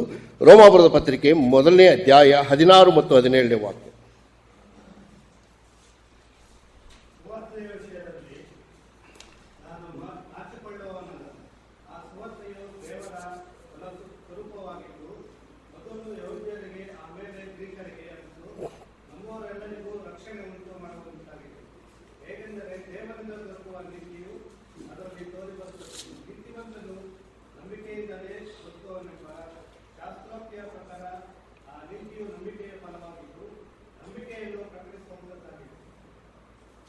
ದೇವರ ಈ ವಾಕ್ಯವನ್ನು ಆಶೀರ್ವದಿಸಲಿ. ಅಪೊಸ್ತಲನಾದ ಪೌಲನು ದೇವರಾತ್ಮನ ಸಹಾಯದಿಂದ ಆತನ ಒಂದು ನಾಯಕತ್ವದ ಜೀವಿತವನ್ನು ಜೀವಿಸಿ ಆತನು ಹೇಳಿದಂಥ ಈ ಮಾತುಗಳು ಇವತ್ತು ನನಗೆ ನಮ್ಮೆಲ್ಲರಿಗೂ ಒಂದು ಸವಾಲಾಗಿಯೂ ಅಥವಾ ಮಾದರಿಯಾಗಿಯೂ ಇರುವಂತದ್ದಾಗಿದೆ. ಸುವಾರ್ತೆಯ ವಿಷಯದಲ್ಲಿ ನಾನು ನಾಚಿಕೊಳ್ಳುವವನಲ್ಲ. ಆ ಸುವಾರ್ತೆಯು ದೇವರ ಬಲಸ್ವರೂಪವಾಗಿದ್ದು ಮೊದಲು ಯಹೂದ್ಯರಿಗೆ ಆಮೇಲೆ ಗ್ರೀಕರಿಗೆ ಅಂತೂ ನಂಬುವವರೆಲ್ಲರಿಗೂ ರಕ್ಷಣೆಯನ್ನು ಉಂಟು ಮಾಡುವಂಥದ್ದಾಗಿದೆ. ಹಾಗಾದರೆ ಸುವಾರ್ತೆ ಸಾರಲೇಬೇಕು. ನಾಯಕರನ್ನು ಹುಡುಕ್ತಾ ಇದ್ದೀರಾ? ಎರಡನೇ ಸಾಲಿನ ನಾಯಕರು ಬೇಕಾ? ಯಾರು ಸುವಾರ್ತೆ ಸಾರ್ತಾ ಇದ್ದಾರೆ ಅವರನ್ನು ಮೊದಲು ಗುರುತಿಸಿರಿ. ಪುಲ್ಪಿಟ್ದಲ್ಲಿ ನಿಂತು ಮಾತಾಡಲಿಕ್ಕೆ ಇದು ತುಂಬಾ ಈಸಿ, ಇದು ತುಂಬಾ ಸರಳ. ಅವ್ರದ್ದು ಕಾಪಿ ಮಾಡಿ ನಾನು ಮಾತಾಡ್ತಾ ಇದ್ದೇನೆ, ನಂದು ಕಾಪಿ ಮಾಡಿ ಮತ್ತೊಬ್ರು ಮಾತಾಡ್ತಾರೆ. ಈ ರೀತಿಯಾಗಿ ಲೋಕದಲ್ಲಿ ನಾವು ಈ ಲೀಡರ್ಶಿಪ್ ಮಾಡ್ತಾ ಇದ್ದೇವೆ. ಆದರೆ ಸುವಾರ್ತೆ ಸಾರುವಂಥವನು ನಾಯಕನಾಗಿರಬೇಕು. ಅವನನ್ನು ಹುಡುಕ್ರಿ. ಕನಿಷ್ಠ ಪಕ್ಷ ನೀವು ಎಲ್ಲಿ ಹೋದರೂ ಒಂದು ಹಸ್ತಪತ್ರಿಕೆ ಪಾಕೆಟ್ದಲ್ಲಿ ಇರಲಿಕ್ಕೆ ಪ್ರಯತ್ನ ಮಾಡಿ. ಅದು ನಾಯಕನ ಒಂದು ಗುಣ. ಬದರ್ ನಿಮ್ಮ ಪಾಕೆಟ್ದಲ್ಲಿ ಇದೆಯಾ ಅಂತ ನಾನು ಮೊದಲೇ ಇಟ್ಕೊಂಡು ಬಂದಿದ್ದೀನಿ. ಯಾಕಂದ್ರೆ ಈ ವಿಷಯ ಹೇಳಬೇಕಲ್ಲ, ಇಟ್ಕೊಂಡಿದ್ದೀನಿ ಬದರ್. ನಮ್ಮ ಸಭೆ ಹಿರಿಯರು ಬರೆದಂಥ ಒಂದು ಪತ್ರಿಕೆ ನನ್ನ ಹತ್ರ ಇದೆ. ಅದು ಮರಾಠಿಯಲ್ಲಿದೆ, ಕನ್ನಡದಲ್ಲಿದೆ, ಹಿಂದಿಯಲ್ಲಿದೆ. ಇಲ್ಲದಿದ್ರೆ ಮಾತಾಡಬಾರ್ದು. ಇದು ನಿಮಗೆ ತೋರಿಸ್ಲಿಕ್ಕೆ ಅಷ್ಟೇ ಅಲ್ಲ, ನನ್ನ ಹವ್ಯಾಸ. ಹಣ ಇಟ್ಕೊಳ್ಳೋದಕ್ಕಿಂತ ಮುಂಚೆ ಒಂದು ಪತ್ರಿಕೆ ನನ್ನ ಜೇಬಲ್ಲಿ ಇಟ್ಕೊಳ್ತೀನಿ. ಪ್ರಾಯೋಗಿಕವಾಗಿ ನಾವು ಜೀವಿಸದಿದ್ರೆ ನಾವು ನಾಯಕರಾಗಿ ವರ್ತಿಸುವುದು ಯೋಗ್ಯ ಅಲ್ಲ ಅಂತ ನಾನು ಹೇಳ್ತಾ ಇರೋದು. ದೇವರ ವಾಕ್ಯ ನಮಗೆ ಅದೇ ಕಲಿಸಿಕೊಡ್ತಾ ಇದೆ. He should be practical. ಆತನು ಪ್ರಾಯೋಗಿಕವಾಗಿ ಕಂಡು ಬರಬೇಕು.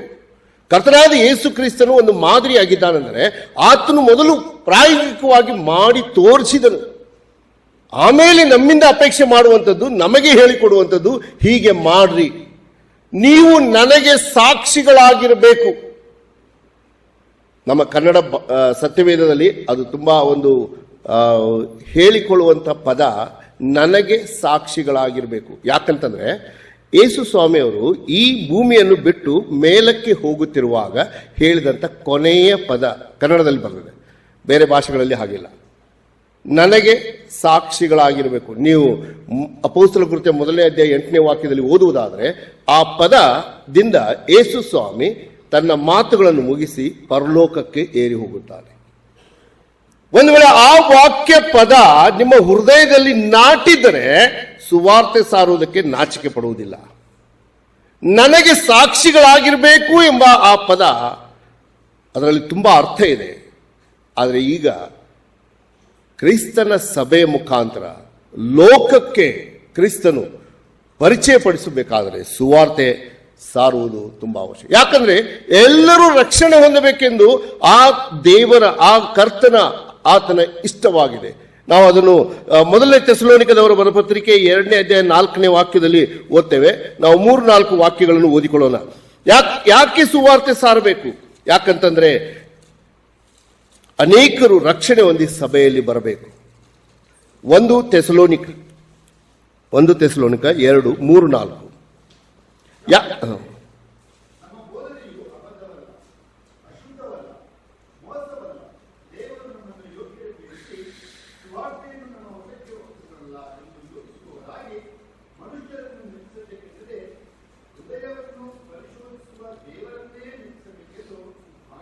ನೋಡ್ರಿ, ಎಷ್ಟು ಸ್ಪಷ್ಟವಾಗಿ ಆ ಪದಪ್ರಯೋಗಗಳು ಅಲ್ಲಿ ಆಗಿದೆ. ಅವುಗಳನ್ನು ನಾವು ಗಮನ ಕೊಟ್ಟು ಓದುವುದಾದ್ರೆ ಮಾತ್ರ ನಮಗೆ ಅದು ಅರ್ಥವಾಗುವಂಥದ್ದಾಗಿದೆ. ಹೊರತಾಗಿ ಹೌದು, ಆ ದೇವರಿಗೆ ಎಲ್ಲರೂ ರಕ್ಷಣೆ ಆಗಬೇಕಂತ ಬರೆದಿದೆ, ಎಲ್ಲರೂ ರಕ್ಷಣೆ ಆಗಬೇಕು, ತುಂಬಾ ಸಾರಿ ಓದಿದ್ದೇವೆ. ಆ ರೀತಿಯಾಗಿ ನಾವು ಅದನ್ನು ಹೇಳುತ್ತಾ ಇದ್ದೇವೆ. ಆದರೆ ಅಲ್ಲಿ ಜವಾಬ್ದಾರಿಯರು ಯಾರು ಅದನ್ನು ಮಾಡಬೇಕು? ಪೌಲನು ಹೇಳ್ತಾ ಇದ್ದಾನೆ, ನಮ್ಮ ಬೋಧನೆಯು ಅಬದ್ಧವಲ್ಲ, ಅಶುದ್ಧವಲ್ಲ, ಮೋಸವಲ್ಲ. ದೇವರು ನಮ್ಮನ್ನು ಯೋಗ್ಯರೆಂದೆಣಿಸಿ ಈ ಸುವಾರ್ತೆಯನ್ನು ನಮ್ಮ ವಶಕ್ಕೆ ಒಪ್ಪಿಸಿದ್ದಾನೆ. ಯಾಕಂದ್ರೆ ಎಲ್ಲರೂ ರಕ್ಷಣೆ ಹೊಂದಬೇಕು. ನಾವು 1 ತಿಮೋತಿ 2:4 ಸಹ ಅದೇ ವಾಕ್ಯವನ್ನು ಓದುತ್ತೇವೆ. 1 ತಿಮೋತಿ 2:4 ಎಲ್ಲರೂ ರಕ್ಷಣೆ ಹೊಂದಬೇಕು. ಸೊ ನಾಯಕರಾಗಿ ಕಂಡು ಬರಬೇಕಾದರೆ ಸುವಾರ್ತೆ ಸಾರುವವರಾಗಿರಬೇಕು. ಕ್ರಿಸ್ತನ ಸಭೆ ಮೂಲಕ ಲೋಕಕ್ಕೆ ಯೇಸು ಕ್ರಿಸ್ತನ ಪರಿಚಯ ಆಗಬೇಕು. ಮೊದಲನೇದು ನಾವು ನೋಡಿದ್ದು ಅಭಿವೃದ್ಧಿ ಆಗಬೇಕು. ಇದು ಕ್ರಿಸ್ತನ ಪರಿಚಯ ಲೋಕಕ್ಕೆಲ್ಲ ಆಗಬೇಕು. ನಾವು ಅದರಲ್ಲಿಯೇ ಇನ್ನೊಂದು ವಿಷಯವನ್ನು ನೋಡಬೇಕಾಗಿದ್ದಲ್ಲಿ, ಈ ಕೆಲಸಕ್ಕಾಗಿ ನಾವು ನೇಮಕಾತಿ ಹೊಂದಿರಬೇಕು. ನಾವು ಅದನ್ನೇ 2 ತಿಮೋತಿ ಅದರ 2ನೇ ಅಧ್ಯಾಯ 2 ತಿಮೋತಿ 4ನೇ ಅಧ್ಯಾಯ 5ನೇ ವಾಕ್ಯದಲ್ಲಿ ಓದ್ತೇವೆ. 2 ತಿಮೋತಿ ಚಾಪ್ಟರ್ 4:5, 2 ತಿಮೋತಿ 4:5 ಓದ್ತೇವೆ. ಆದರೆ ನೀನು ಎಲ್ಲಾ ವಿಷಯಗಳಲ್ಲಿ ಸ್ವಸ್ಥಚಿತ್ತನಾಗಿರು, ಶ್ರಮೆಯನ್ನು ತಾಳಿಕೋ, ಸುವಾರ್ತಿಕನ ಕೆಲಸವನ್ನು ಮಾಡು, ನಿನಗೆ ನೇಮಿಸಿರುವ ಸೇವೆಯನ್ನು ಲೋಪವಿಲ್ಲದೆ ನಡೆಸು ಎಂಬುದೇ. ನಿನಗೆ ನೇಮಿಸಿರುವ ಸೇವೆಯನ್ನು, ಹಾಗಾದ್ರೆ ಅಲ್ಲಿ ಒಂದು ನೇಮಕಾತಿ ಇದೆ, ಅಲ್ಲಿ ಒಂದು ಅಪಾಯಿಂಟ್ಮೆಂಟ್ ಇದೆ, ಅಲ್ಲಿ ಒಂದು ನಿರ್ದಿಷ್ಟ ಕೆಲಸ ಕೊಡಲ್ಪಟ್ಟಿದೆ.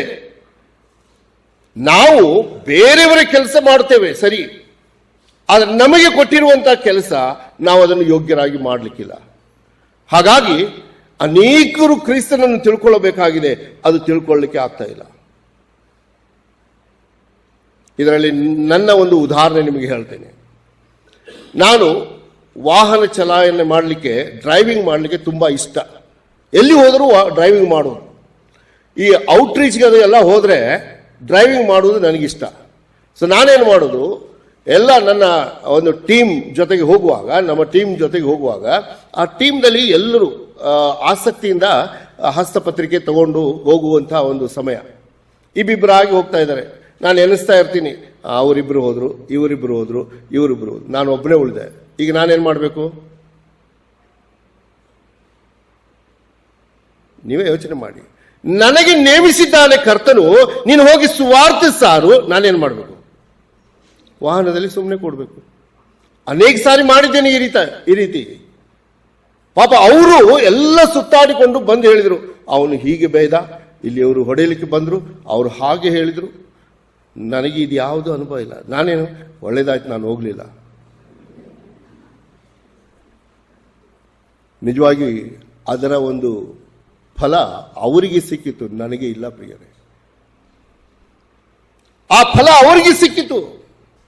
ತುಂಬಾ ಸಾರಿ ನಾವು ಆ ರೀತಿಯಾಗಿ ಮಾಡಿದ್ದೇವೆ. ನಾನು ಎಲ್ಲಿ ಆ ಜವಾಬ್ದಾರಿ ಹೊತ್ತುಕೊಂಡು ಮಾಡಬೇಕಾಗಿತ್ತು ಅಲ್ಲಿ ಮಾಡಿಲ್ಲ. ಆವಾಗ ಅದರ ಜವಾಬ್ದಾರಿ ಹೊತ್ತವರು ಅದನ್ನು ಅನುಭವಿಸಿದ ಕಾರಣ ಅವರಿಗೆ ಅದರ ಪ್ರತಿಫಲ ಸಿಕ್ತು. ಇದು ಪ್ರಾಯೋಗಿಕವಾಗಿರುವಂಥ ವಿಷಯಗಳು, ನಮ್ಮ ಜೀವಿತದಲ್ಲಿ ಆಗುವಂಥ ವಿಷಯಗಳು. ಸಭೆಯಲ್ಲಿ, ನಾನು ಹೊರಗಡೆ ಹೇಳ್ತಾ ಇಲ್ಲ, ಸಭೆಯಲ್ಲಿ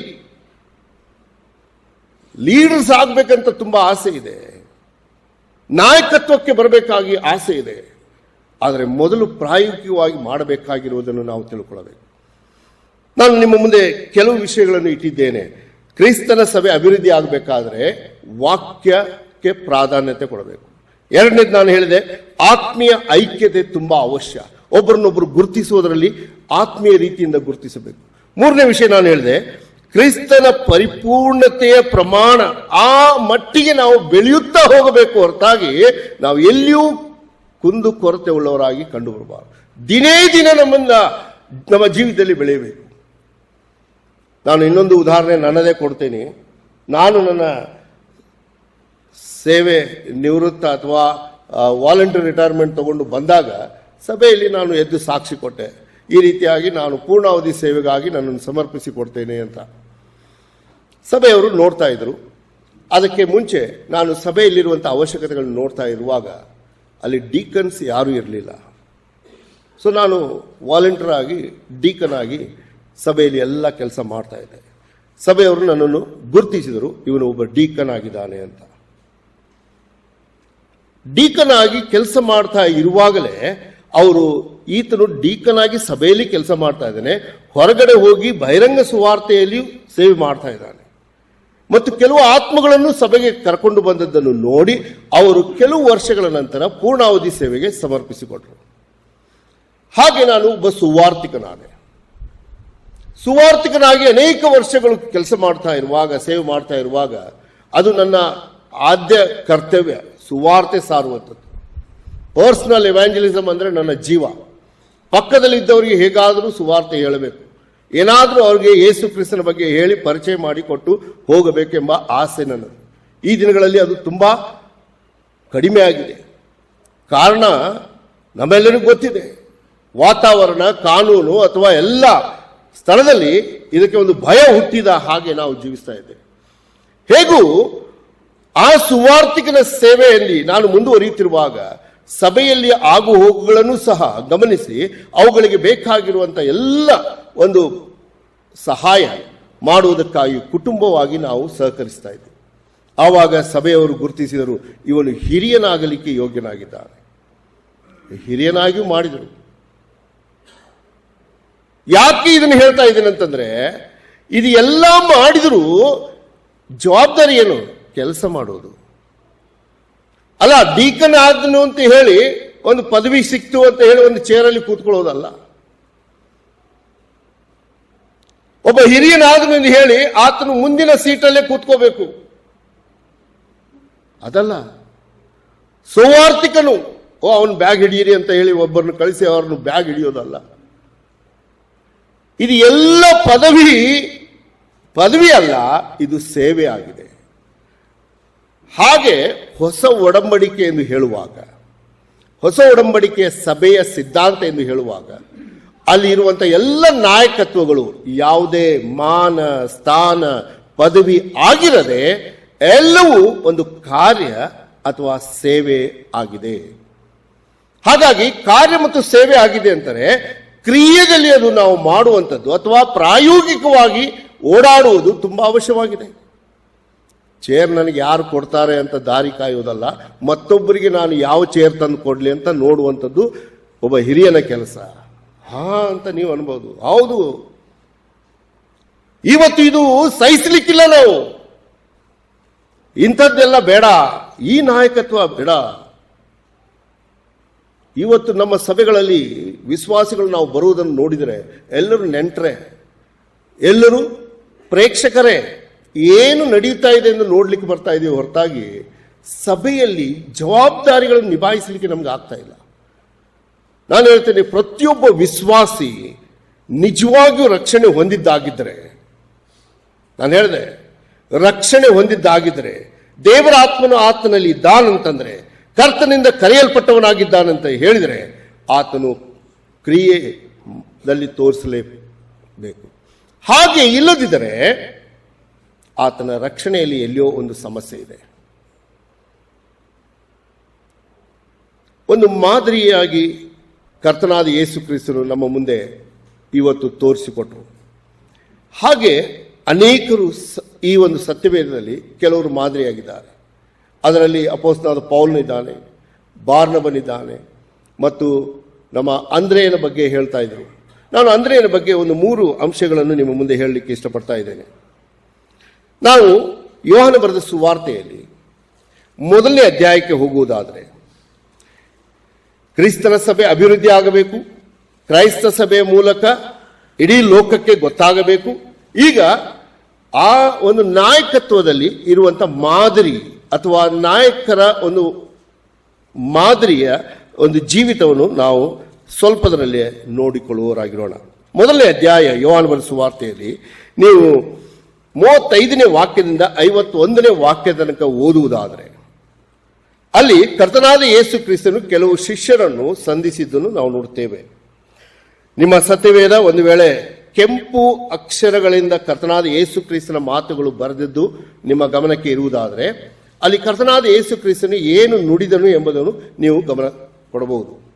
ಆದರೆ ನಾನು ಅಂದ್ರೆಯನ ಬಗ್ಗೆ ಹೇಳ್ತೇನೆ ಅಂತ ಹೇಳಿದೆ. ಅದಕ್ಕಿಂತ ಮುಂಚೆ ನಾನು ಇಬ್ಬರನ್ನು ನಿಮ್ಮ ಮುಂದೆ ಇಟ್ಟು ಅಂದ್ರೆಯನ ಬಗ್ಗೆ ಹೇಳ್ತೇನೆ. ಒಂದು, ಸ್ನಾನಿಕನಾದ ಯೋಹಾನನು 35-36 ವಾಕ್ಯ. ಯೋಹಾನ ಬರೆದ ಸುವಾರ್ತೆ 1ನೇ ಅಧ್ಯಾಯ 35-36.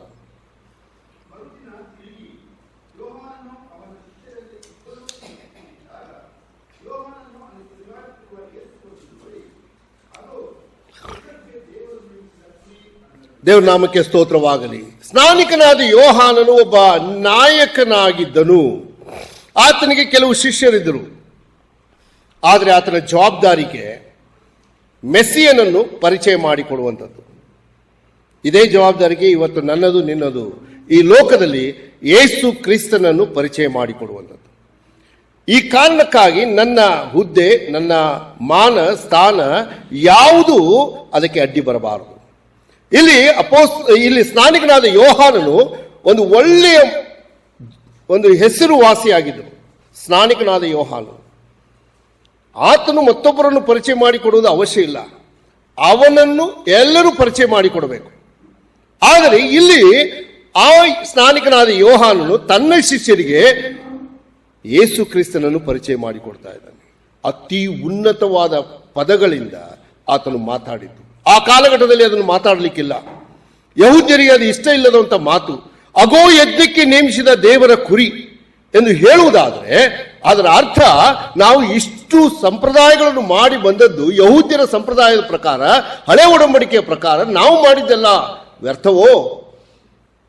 ನೀನು ಹೇಳುವುದು ಇದು ಹೊಸ ಉಪದೇಶ ಅಲ್ಲ, ಇದು ಯಜ್ಞಕ್ಕೆ ಕುರಿಯ? ಹೌದು, ಈ ಪರಿಚಯ ಆತನು ಮಾಡಿಕೊಟ್ಟನು.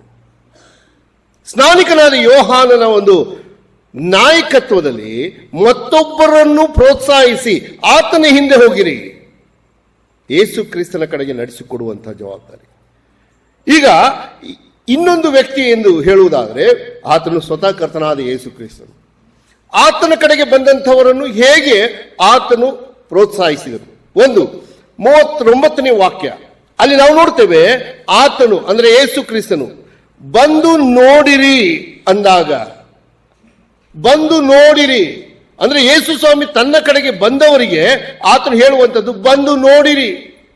ತುಂಬಾ ವಿಶೇಷವಾದ ಒಂದು ಮಾತು. ಇವತ್ತು ನಾವು ಅದನ್ನು ಹೇಳಲಿಕ್ಕಿಲ್ಲ. ನಿಮ್ಮ ಸಭೆಯಲ್ಲಿರುವಂತಹ ಯವನಸ್ಥರಿಗೆ ನಿಮ್ಮ ಮನೆಯನ್ನು ಯಾವ ರೀತಿಯಾಗಿ ನಾವು ತೆರೆದಿಡುತ್ತೇವೆ? ತುಂಬಾ ಸಾರಿ ನಮ್ಮ ಸಭೆ ಯವನಸ್ಥರು ನಮ್ಮ ಮನೆಗೆ ಬರ್ತಾರೆ, ಅವರಿಗೆ ಫ್ರಂಟ್ ರೂಮ್, ಸಿಟ್ಟಿಂಗ್ ರೂಮ್ ತನ ಅಷ್ಟೇ ಅವರಿಗೆ ಅವಕಾಶ ಇದೆ. ನಮ್ಮ ಬೆಡ್ರೂಮ್ ನೋಡ್ಲಿಕ್ಕಿಲ್ಲ ಅವರು. ಓ ಏನಪ್ಪ ಇದು. ನಮ್ಮ ಸ್ಟಡಿ ರೂಮ್ ನೋಡ್ಲಿಕ್ಕಿಲ್ಲ ಅವರು. ನಮ್ಮ ಕಿಚನ್ ನೋಡ್ಲಿಕ್ಕಿಲ್ಲ ಅವರು. ನಮ್ಮ ಬಾತ್ರೂಮ್ಗೆ ಹೋಗ್ಲಿಕ್ಕಿಲ್ಲ ಅವರು. ಏನ್ರಿ ಇದು? ಹೌದು, ಈ ರೀತಿಯಾಗಿ ನಮ್ಮ ಒಂದು ವಿಚಾರಗಳಿದೆ.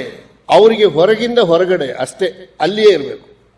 ನಾವು ಏನೆಲ್ಲ ಅಭ್ಯಾಸ ಮಾಡ್ತೇವೆ, ಹೇಗೆ ಅಭ್ಯಾಸ ಮಾಡ್ತೇವೆ, ನಾವು ಹೇಗೆ ವಾಕ್ಯ ಓದ್ತೇವೆ, ಅದನ್ನು ನಾವು ತೋರಿಸ್ಕೊಡ್ಲಿಕ್ಕಿಲ್ಲ ಅವ್ರಿಗೆ. ನಮ್ಮ ಮನೆ ಅವರಿಗೊಂದು ಮಾದರಿಯಾಗಿದೆಯಾ? ಯೇಸು ಸ್ವಾಮಿ ಹೇಳ್ತಾರೆ ಬಂದು ನೋಡಿ, ಯಾವ ಭಯ ಇಲ್ಲ. ದಾರಿಯಲ್ಲಿ ಆತನನ್ನು ಹಿಂಬಾಲಿಸ್ತಾ ಇದ್ದಾರೆ. ಯೇಸು ಸ್ವಾಮಿ ಹೇಳ್ತಾರೆ ಬಂದು ನೋಡಿ. ನಿಮ್ಗೆ ಹೇಳ್ತೇನೆ, ಅವರು ಆತನ ಜೊತೆಗೆ ಕಳೆದ ಸಮಯ, ಅಂದ್ರೆ ಯೇಸು ಸ್ವಾಮಿ ಜೊತೆಗೆ ಹೋಗಿ ಆತನು ಇಳ್ಕೊಂಡಂತ ಸ್ಥಳವನ್ನು ನೋಡಿ ಆತನ ಜೊತೆಗಿದ್ದು ಆ ಸಮಯವನ್ನು ಕಳೆದ ನಂತರ ಅವರಿಬ್ಬರಿಗೂ ಗೊತ್ತಾಯಿತು ಇವನೇ ಮೆಸ್ಸಿಯನು ಅಂತ. ಅದರಲ್ಲಿ ಒಬ್ಬನು ಅಂದ್ರೇಯನು. 41ನೇ ವಾಕ್ಯ. ಈ ಅಂದ್ರೇಯನು ಆತನಿಗೆ ಮೆಸ್ಸಿಯನು ಯಾರೆಂದು ತಿಳಿದ ಕೂಡಲೇ ಆತನು ಮನೆಗೆ ಓಡಿ ಬರ್ತಾನೆ. ಯಾಕಂದ್ರೆ ಈ ಸಂದರ್ಭವನ್ನು ಕಳ್ಕೊಳ್ಳಬಾರದು. ಮೆಸ್ಸಿಯನು ದೊರೆತನು, ಇನ್ನು ಆ ಮೆಸ್ಸಿಯನು ನನ್ನ ಮನೆಗೆ ಮೊದಲು ಪರಿಚಯವಾಗಬೇಕು. ಅದೇ ಅಂದ್ರೇಯನ ಕ್ವಾಲಿಟಿ. ನಾಯಕತ್ವದಲ್ಲಿ ಸೆಕೆಂಡ್ ಲೈನ್ ಲೀಡರ್ಶಿಪ್ಗಾಗಿ ನೋಡಬೇಕಾದ್ರೆ ಪೇತ್ರನು ಅವನ ಅಣ್ಣನು. ಈ ಅಣ್ಣನು ತಮ್ಮನ ಮಾತು ಕೇಳಿ ಮೆಸ್ಸಿಯನ್ನು ನೋಡ್ಲಿಕ್ಕೆ ಬರಲಿಕ್ಕೆ ಸಾಧ್ಯ ಇಲ್ಲ. ಆದರೆ ಅವನಿಗೆ ಕನ್ವಿನ್ಸ್ ಮಾಡಿ ಅವನನ್ನು ಕರ್ಕೊಂಡು ಬರುವುದು,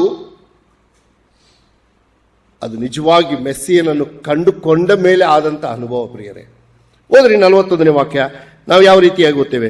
ಇವನು ಮೊದಲು ತನ್ನ ಅಣ್ಣನಾದ ಸೀಮೋನನನ್ನು ಕಂಡುಕೊಂಡು ಅವನಿಗೆ ಮೆಸ್ಸಿಯನು ನಮಗೆ ಸಿಕ್ಕಿದನು ಎಂದು ಹೇಳಿ ಅವನನ್ನು ಯೇಸುವಿನ ಬಳಿಗೆ ಕರಕೊಂಡು ಬಂದನು. ತುಂಬಾ ಒಂದು ಒತ್ತಿ ಹೇಳಲಿಕ್ಕೆ ಇಷ್ಟಪಡುವಂತ ವಾಕ್ಯ. ಕರಕೊಂಡು ಬಂದನು, ಹೇಳಿಬಿಟ್ಟನು ಇಲ್ಲ.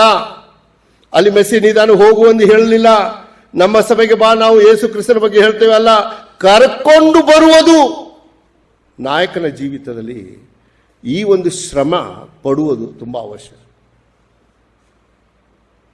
ಅಪೊಸ್ತಲನಾದ ಪೌಲನು ಕರ್ತನಾದ ಯೇಸು ಕ್ರಿಸ್ತನ ಜೊತೆಗೆ ಆತನ ಒಂದು ದರ್ಶನ ಹೊಂದಿದ ಮೇಲೆ ಆತನು ದಮಸ್ಕದಲ್ಲಿ ಇದ್ದು ಇನ್ನು ಏನು ಮಾಡಬೇಕು, ಹೇಗೆ ಯೆರೂಸಲೇಮಿಗೆ ಹೋಗಬೇಕು, ಯೆರೂಸಲೇಮಿಗೆ ಹೋದರೆ ನನ್ನನ್ನು ಅವಮಾನ ಪಡಿಸುವರು, ಯಾಕಂದ್ರೆ ನಾನು ಕ್ರೈಸ್ತರನ್ನು ಹಿಡಿದು ಸೆರೆಯಲ್ಲಿ ಹಾಕುತ್ತಾ ಇದ್ದೇನು, ಆದರೆ ಈಗ ಆ ಕ್ರಿಸ್ತನನ್ನೇ ತಿಳ್ಕೊಂಡಿದ್ದೇನಲ್ಲ, ಯಾರು ನನ್ನನ್ನು ಯೆರೂಸಲೇಮಿಗೆ ಕರ್ಕೊಂಡು ಹೋಗುವರು, ಯಾರು ನನ್ನನ್ನು ಅಪೊಸ್ತಲರ ಕಡೆಗೆ ಕರ್ಕೊಂಡು ಹೋಗುವರು? ಬಾರ್ನಬನು ಕೈ ಹಿಡಿದು ಕರ್ಕೊಂಡು ಹೋದನು. ನಾಯಕನೆಂದರೆ ನಮ್ಮ ಜವಾಬ್ದಾರಿ ಅದಾಗಿದೆ. ಕೈ ಹಿಡ್ಕೊಂಡು ಕರ್ಕೊಂಡು ಬರುವಂತಹ ಆತ್ಮೀಯತೆ, ಆ ಪ್ರೀತಿ, ಆ ಸಮೀಪ ಸ್ನೇಹ ನಮ್ಮಲ್ಲಿ ಇರುವುದು ತುಂಬಾ ಅವಶ್ಯವಾಗಿದೆ. 2ನೇ ಸಾಲಿನ ನಾಯಕತ್ವ ಎಂದು ನಾವು ಹೇಳುವಂತ ಈ ವಿಷಯ ನನ್ನಲ್ಲಿ ಅಂದ್ರೇನ ಹಾಗೆ ಅದು ಕಂಡು ಬರಬೇಕು. ಈ ಪೇತ್ರನ ವಿಷಯದಲ್ಲಿ ಸಹೋದರರು ಹೇಳಿದ್ದಕ್ಕೆ ನಾನು ಸ್ವಲ್ಪ ನಕ್ಕೆ. ಅವ್ರು ಹೇಳಿದರು, ಈ ಪೇತ್ರನು ದುಡುಕುವಂಥವನು, ಏನಿದ್ರು ಅವನಲ್ಲಿ ಇರುವಂಥ ಒಂದು ನ್ಯೂನ್ಯತೆಗಳು ತುಂಬ. ಸ್ವಾಮಿ, ನಾನು ಸಮುದ್ರ ಮೇಲೆ ನಡಿಬೇಕು, ಬಾ ನಡೀಪ. ನಡೆದ, ಏನಾಯಿತು? ಮುಳುಗಿದ. ಸ್ವಾಮಿ, ನಿನಗೆ ಎಂದಿಗೂ ಮರಣ ಆಗಬಾರ್ದು. ಸ್ವಾಮಿ ಅಂದರು, ಸೈತಾನನೇ, ಸ್ವಾಮಿ ನಾನು ಎಂದಿಗೂ ನಿನ್ನನ್ನು ಅಲ್ಲಗಳೆಯುವುದಿಲ್ಲ. ಏನಂದ? ನನಗೆ ಗೊತ್ತಿಲ್ಲ ಯಾರು ಅವನ ಜೊತೆ ನಾನು ಇಲ್ಲ, ನನಗೆ ಗೊತ್ತಿಲ್ಲ. 3 ಸಾರಿ ಅಲ್ಲಗಳಿದ್ರು. ಹೌದು. ಆದರೆ ಈ ಅಂದ್ರೇನು ಇಂಥ ಒಬ್ಬ ನ್ಯೂನತೆ ಉಳ್ಳಂಥ ಪೇತ್ರನನ್ನು ಯೇಸು ಸ್ವಾಮಿ ಕರ್ಕೊಂಡು ಬಂದಾಗ ಏನಾಯಿತು? 50 ದಿವಸ ಇದೇ ಪೇತ್ರನು ಎದ್ದು ನಿಂತು ಶಿಷ್ಯರೊಂದಿಗೆ ಆತನು ಪ್ರಕಟಿಸಿದ ಆ ಸುವಾರ್ತೆ 3,000 ಜನರ ಹೃದಯದಲ್ಲಿ ಈ ಪದ ಬೇಕಾಗಿತ್ತು, ಅಲಗು ನೆಟ್ಟಂತಾಯಿತು. ನಾವು ಸುವಾರ್ತೆ ಹೇಳುವಂಥದ್ದು ಸಮೃದ್ಧಿ, ಶಾಂತಿ. ಅಂದರೆ ನಾವು ಹೇಳೋದು ಎಲ್ಲ ಒಳ್ಳೇದಾಗುತ್ತೆ, ಎಲ್ಲದರಲ್ಲಿ ಪಾಸ್ ಆಗ್ತೀರಾ, ನಿಮ್ಮ ಕೆಲಸ ಎಲ್ಲ ಒಳ್ಳೇದಾಗುತ್ತೆ, ನಮ್ಮ ಸುವಾರ್ತೆ ಇದು. ಆದರೆ ಪೇತ್ರನು ಸಾರಿದಂಥ ಸುವಾರ್ತೆ ಅವರಿಗೆ ಅಲಗು ನೆಟ್ಟಂತಾಗಿ ಕ್ರಿಸ್ತ ಯೇಸುವನ್ನು ಅವರು ನಂಬಿ ರಕ್ಷಣೆ ಹೊಂದಿ ಕ್ಷಮಾಪಣೆ ಹೊಂದಿದವರಾಗಿ ದೀಕ್ಷಾಸ್ನಾನ ಹೊಂದಿದರು. ಇದು ಪೇತ್ರನು. ಅಂದ್ರೇನು? ಆ ದಿನ ಆತನನ್ನು ಕರ್ಕೊಂಡು ಬರದಿದ್ದರೆ ಏನಾಗ್ಬೋದಾಗಿತ್ತು?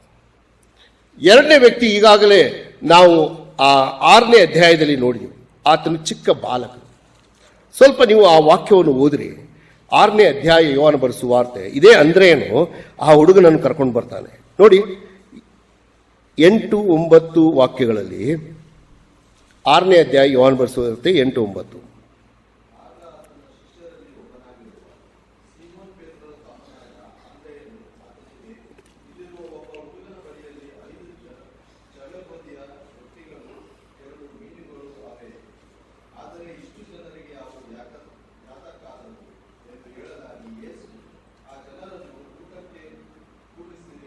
ಸಾಕು. ಹಾಗಾದ್ರೆ ಇಲ್ಲಿ ನಾವು ನೋಡ್ತೇವೆ, ಆಗ ಆತನ ಶಿಷ್ಯರಲ್ಲಿ ಒಬ್ಬನಾಗಿರುವ ಸೀಮೋನ್ ಪೇತ್ರನ ತಮ್ಮನಾದ ಅಂದ್ರೇನು. ನೋಡ್ರಿ, ಈ ಅಂದ್ರೇನಂದ್ರೆ ಸಾಕಾಗಿತ್ತು. ಇಷ್ಟು ಡಿಟೇಲ್ ಆಗಿ ಆತನ ವಿಷಯದಲ್ಲಿ ನಾವು ನೋಡುವುದಾದ್ರೆ ಏನೋ ಇದೆ. ಯಾವ ಪೇತ್ರನ ತಮ್ಮನು ಅಂದ್ರೇನಾಗಿದ್ದನೋ ಅವನು ಅಲ್ಲಿ 1000 ಜನ ಕೂತಿದ್ದಾರೆ, ಅವರ ಮಧ್ಯದಲ್ಲಿ ಹೋಗಿದ್ದಾನೆ. ಆತನಿಗೆ ಒಬ್ಬ ಬಾಲಕನ ಹತ್ರ, ಒಬ್ಬ ಹುಡುಗನ ಹತ್ರ ಆ 5 ರೊಟ್ಟಿ 2 ಮೀನು ಸಿಕ್ಕಿದೆ. ಈಗ ಅದನ್ನು ಯೇಸು ಸ್ವಾಮಿ ಹತ್ರ ಆತನು ಸ್ವತಃ ಅದನ್ನು ತಗೊಂಡು ಬಂದು, ಸ್ವಾಮಿ ಇಲ್ಲಿ 5 ರೊಟ್ಟಿ ಇದೆ, 2 ಮೀನಿದೆ, ನೀನು ಪೇತ್ರ ಒಂದೊಂದು ಮೀನು ತಗೊಳ್ಳಿ, 5 ರೊಟ್ಟಿ ನಾವು ಅರ್ಧ ಮಾಡಿ 10 ಜನ ಶಿಷ್ಯರು ತಿಂತೇವೆ. 12 ಆಯ್ತಲ್ಲ? ಮಾಡಲಿಲ್ವಾ? ಇಲ್ಲ, ಹಾಗೆ ಮಾಡಿ. ಈ ಹುಡುಗನ ಹತ್ತಿರ 5 ರೊಟ್ಟಿ 2 ಮೀನು ಇದೆ ಸ್ವಾಮಿ. ಅಲ್ಲಿ ತನ್ನ ಪರಿಚಯ ಮಾಡ್ತಾ ಇಲ್ಲ, ಆ ರೊಟ್ಟಿ ಯಾರ ಹತ್ರ ಇದೆ ಅವನ ಪರಿಚಯ ಮಾಡ್ತಾ ಇದ್ದಾನೆ. ಅದು ಪ್ರಾಮುಖ್ಯ. ತುಂಬಾ ಸಾರಿ ಲೀಡರ್ಸ್ ಅಂದಮೇಲೆ ನಾನೇ ಕಂಡು ಬರಬೇಕಲ್ಲಿ. ಇದೆ ಈ ಅಂದ್ರೇನಿಂದ ನನಗೆ ಕಲಿಯಲಿಕ್ಕೆ, ನಮಗೆ ಕಲಿಯಲಿಕ್ಕೆ ಇರುವಂಥದ್ದು. ನಾನು ಕಂಡು ಬರಬಾರದು. ನಾನು ಒಬ್ಬನನ್ನು ಪ್ರೋತ್ಸಾಹಿಸ್ತಾ ಇದ್ದೇನೆಂದ್ರೆ ಅವನಿಗೆ ಬಾಯಿಗೆ ಒಂದು ಸಾರಿ ಹೇಳ್ಬಿಡಿ, ನನ್ನ ಹೆಸರು ಹೇಳ್ಬೇಡಪ್ಪ, ನೀನು ಕರ್ತನನ್ನು ಮಹಿಮೆ ಪಡಿಸು, ಅಲ್ಲಿ ಹೋಗಿ ನೀನು ಹೋಗು. ಅವನಿಗೆ ಹಣ ಕೊಡಬೇಕು, ಹಣ ಕೊಡಿ, ಊಟ ಕೊಡಬೇಕು, ಊಟ ಕೊಡಿ, ಆತನನ್ನು ಪ್ರೋತ್ಸಾಹಿಸಿ, ಬಲಪಡಿಸಿ, ಆತನನ್ನು ಮುಂದೆ ಕಳಿಸಿ. ಯಾವ ಕಾರಣಕ್ಕೂ ನನ್ನ ಹೆಸರು ಹೇಳ್ಬೇಡಪ್ಪ, ಸ್ವಾಮಿಯ ಮಹಿಮೆಯನ್ನು ಪಡಿಸು, ಅಷ್ಟೇ. ಇದು ನಾಯಕತ್ವ. ಅಂದ್ರೆ ಏನು? ಜವಾಬ್ದಾರಿಗೆ. ಆ ಹುಡುಗನನ್ನು ಕರ್ಕೊಂಡು ಬಂದು, ಅವನಲ್ಲಿ ರೊಟ್ಟಿ ಇದೆ ಸ್ವಾಮಿ, ಇವನಲ್ಲಿ ಮೀನಿದೆ ಸ್ವಾಮಿ. 3ನೇ ಸಂದರ್ಭ 12ನೇ ಅಧ್ಯಾಯ. ಇದೇ ಅಂದ್ರೇನು, ಆತನು ಸಹ ತನ್ನ ಹೆಸರು ಗಳಿಸುವುದಕ್ಕಾಗಿ ತುಂಬಾ ಪ್ರಯತ್ನ ಪಟ್ಟನು. 12ನೇ ಅಧ್ಯಾಯ 20ನೇ ವಾಕ್ಯದಿಂದ 23ನೇ ವಾಕ್ಯ ತನಕ ನಾವು ಓದಬಹುದು. ಇದಲ್ಲದೆ ದೇವಾರಾಧನೆ ಮಾಡಬೇಕೆಂದು ಜಾತ್ರೆಗೆ ಬಂದವರಲ್ಲಿ ಕೆಲವು ಮಂದಿ ಗ್ರೀಕರಿದ್ದರು. ಇವರು ಗಲ್ಲಾಯದಲ್ಲಿರುವ ಬೆತ್ಸಾಯಿದ ಊರಿನ ಫಿಲಿಪ್ಪನ ಬಳಿಗೆ ಬಂದು, ಅಯ್ಯ, ಯೇಸುವನ್ನು ನೋಡಬೇಕೆಂದಿದ್ದೇವೆ ಎಂದು ಅವನನ್ನು ಬೇಡಿಕೊಂಡರು. ಫಿಲಿಪ್ಪನು ಬಂದು ಅಂದ್ರೇಯನಿಗೆ ಹೇಳಿದನು. ಅಂದ್ರೇಯನು ಫಿಲಿಪ್ಪನು ಯೇಸುವಿಗೆ ಹೇಳಿದರು. ಅಲ್ಲಿ 23ನೇ ವಾಕ್ಯ, ಆಗ ಯೇಸು ಅವರಿಗೆ ಉತ್ತರ ಕೊಟ್ಟು ಹೇಳಿದ್ದೇನೆಂದರೆ, ಮನುಷ್ಯ ಕುಮಾರನು ತನ್ನ ಮಹಿಮೆಯ ಪದವಿಯನ್ನು ಹೊಂದುವ ಸಮಯ ಬಂದದೆ. ಹಾಗಾದರೆ ಇಲ್ಲಿ ಅಂದ್ರೇಯನ ಒಂದು ಜವಾಬ್ದಾರಿ ನೋಡ್ರಿ. ಗ್ರೀಕರು ಬಂದಿದ್ದಾರೆ, ಅವರಿಗೆ ಯೇಸು ಸ್ವಾಮಿ ನೋಡಬೇಕು. ಅವರು ಮೊದಲು ಫಿಲಿಪ್ಪನನ್ನು ಭೇಟಿಯಾದರು. ಈ ಫಿಲಿಪ್ಪನು ಆ ಗ್ರೀಕರನ್ನು ನೋಡಿ ತುಂಬಾ ಸಂತೋಷಪಟ್ಟನು. ಒಳ್ಳೆಯದಾಯಿತು, ಗ್ರೀಕರು ಯೇಸು ಸ್ವಾಮಿ ಸಮೀಪಕ್ಕೆ ಬಂದಿದ್ದಾರೆ. ಇವರು ಜ್ಞಾನಿಗಳು, ಇವರು ಬುದ್ಧಿವಂತರು, ಇವರು ಜ್ಞಾನವನ್ನು ಹುಡುಕುವಂತವರು. ಕೆಲವರು ಹೀಗೆ ಹೇಳ್ತಾರೆ, ನಾನು ಇಲ್ಲಿ ಈ ವಾಕ್ಯದಲ್ಲಿ ಅದು ಸ್ಪಷ್ಟ ಇಲ್ಲ, ಒಂದು ವೇಳೆ ಲೂಕನ ಇರಬಹುದು ಎಂದು ಹೇಳ್ತಾರೆ. ಹಾಗಾಗಿ ಆತನು ಲೂಕನ ಬರೆದ ಸುವಾರ್ತೆ ಮತ್ತು ಅಪೊಸ್ತಲ ಕೃತ್ಯಗಳು ಬರೆಯಲಿಕ್ಕೆ ಸಾಧ್ಯವಾಯಿತು ಎಂದು ಊಹಿಸ್ತಾರೆ. ಆದರೆ ವಾಕ್ಯ ಅದಕ್ಕೆ ಆಧಾರ ಇಲ್ಲದ ಕಾರಣ ನಾನು ಅದನ್ನು ಹೇಳುವುದಿಲ್ಲ. ಗ್ರೀಕರು ಅಲ್ಲಿ ಬಂದಿದ್ದಾರೆ. ಈಗ ಫಿಲಿಪ್ಪನು ಅವರನ್ನು ಸಂಧಿಸಿದ್ದಾನೆ. ಯೇಸು ಸ್ವಾಮಿ ಹತ್ರ ಕರ್ಕೊಂಡು ಹೋಗಬೇಕು. ಫಿಲಿಪ್ಪನು ನೇರವಾಗಿ ಯೇಸು ಸ್ವಾಮಿ ಕಡೆಗೆ ಕರ್ಕೊಂಡು ಹೋಗಬಹುದಾಗಿತ್ತು. ಆದರೆ ಫಿಲಿಪ್ಪನಲ್ಲಿ ಇರುವಂಥ ಮನಸ್ಸು ಒಳ್ಳೆಯದು. ಅಂದ್ರೇಯನ ಹತ್ರ ಮಾತಾಡಿದನು. ಅಂದ್ರೇಯ, ಈ ರೀತಿಯಾಗಿ ಗ್ರೀಕರು ಬಂದಿದ್ದಾರೆ, ಯೇಸು ಸ್ವಾಮಿ ಈಗ ಅವರು ರೆಸ್ಟ್ ಮಾಡ್ತಾ ಇದ್ದಾರೆ, ಏನು ಮಾಡೋದು, ಕರ್ಕೊಂಡು ಹೋಗಬೇಕಾ ಬೇಡ? ಅವಾಗ ಅಂದ್ರೇಯ ಆಲೋಚನೆ ಮಾಡಿದ್ದು, ನಾವು ಸಮಯವನ್ನು ಸದವಕಾಶ ಮಾಡಿಕೊಂಡು ಈ ಸಮಯ ಹೋಗಲೇಬೇಕು. ಇಲ್ಲಿ ತಡ ಮಾಡಿದರೆ ಮತ್ತೆ ಸಮಯ ಸಿಕ್ಕಲ್ಲ. ಯೇಸು ಸ್ವಾಮಿ ನಿದ್ರೆ ಮಾಡ್ತಾ ಇದ್ದಾರೆ, ಅವರು ವಿಶ್ರಾಂತಿ ಮಾಡ್ತಾ ಇದ್ದಾರೆ, ಆಮೇಲೆ ಬನ್ನಿರಿ ಎಂದು ಹೇಳಿ ಅವರನ್ನು ಕಳಿಸಬಹುದಾಗಿತ್ತು. ಅಂದ್ರೇಯನ ಕಡೆಗೆ ಫಿಲಿಪ್ಪನು ಬಂದ ಕಾರಣ ಅಂದ್ರೇಯನು ಆತನಿಗೆ ಸಲಹೆ ಕೊಟ್ಟು ಅವರಿಬ್ಬರೂ ಹೋಗಿ ಯೇಸು ಸ್ವಾಮಿಗೆ ಹೇಳಿದರು, ಸ್ವಾಮಿ, ಗ್ರೀಕರು ಬಂದಿದ್ದಾರೆ. ಆವಾಗ ಯೇಸು ಸ್ವಾಮಿ ಹೇಳಿದ ಪದಗಳನ್ನು ಸ್ವಲ್ಪ ಆಲೋಚನೆ ಮಾಡ್ರಿ.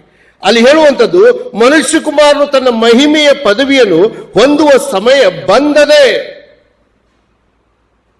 ಒಬ್ಬ ನಾಯಕ ತನ್ನ ಜವಾಬ್ದಾರಿಯನ್ನು ನಿಭಾಯಿಸುತ್ತಿರುವಾಗ ಆತನು ಒಬ್ಬ 2ನೇ ಸಾಲಿನ ನಾಯಕನಲ್ಲಿರುವಂಥ ಗುಣಗಳನ್ನು ಕಂಡು ಹಿಡಿಯುವಾಗ ಆತನಲ್ಲಿ ಇರುವಂಥ ಒಂದೇ ಒಂದು ಗುರಿ, ಒಂದೇ ಲಕ್ಷ್ಯ, ಯೇಸು ಸ್ವಾಮಿ ಮಹಿಮೆ ಹೊಂದಬೇಕು, ಕರ್ತನಾದ ಯೇಸು ಕ್ರಿಸ್ತನು ಮಹಿಮೆ ಹೊಂದಬೇಕು.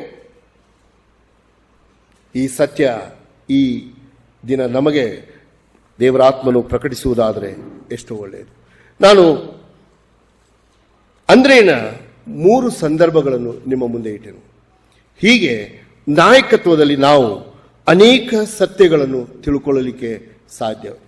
ದೇವರ ಚಿತ್ತವಾದರೆ ಮುಂದಿನ ಒಂದು ಸೆಷನ್ದಲ್ಲಿ ನಾಯಕತ್ವದಲ್ಲಿರುವಂಥ ಗುಣಗಳನ್ನು ಮತ್ತು ಅದರ ಪರಿಣಾಮಗಳನ್ನು ಸಹ ನಾವು ನೋಡಲಿಕ್ಕಿದ್ದೇವೆ. ದೇವರು ನಮಗೆ ಈ ವಾಕ್ಯಗಳಿಂದ ಅನೇಕ ಸತ್ಯಗಳನ್ನು ತಿಳಿಯಪಡಿಸಿದ್ದಾನೆ. ಒಂದು, ಸಭೆಯ ಅಭಿವೃದ್ಧಿಗಾಗಿ ನಾಯಕರ ಅವಶ್ಯಕತೆ ಇದೆ. ಎರಡನೇದ್ದು, ನಾವು ನೋಡಿದ್ದು ಸಭೆಯ ಮೂಲಕ ಯೇಸು ಕ್ರಿಸ್ತನ ಪರಿಚಯ ಎಲ್ಲ ಕಡೆಗೆ ಲೋಕದಲ್ಲಿ ಆಗುವುದು ಅವಶ್ಯವಾಗಿದೆ. ಹಾಗೆ ಅಂದ್ರೇಯನ ಜೀವಿತದಿಂದ ಒಬ್ಬ ನಾಯಕನು ಯಾವ ರೀತಿಯಾಗಿ ಸಭೆಯಲ್ಲಿ ನಡೆಸಲ್ಪಡುತ್ತಾನೆ ಎಂಬುದನ್ನು ನಾವು 3 ಸಂದರ್ಭಗಳನ್ನು ನೋಡಿ ತಿಳ್ಕೊಂಡೆವು. ದೇವರು ತಾನೇ ಈ ವಾಕ್ಯಗಳನ್ನು ನಮಗೆ ಆಶೀರ್ವದಿಸಲಿ.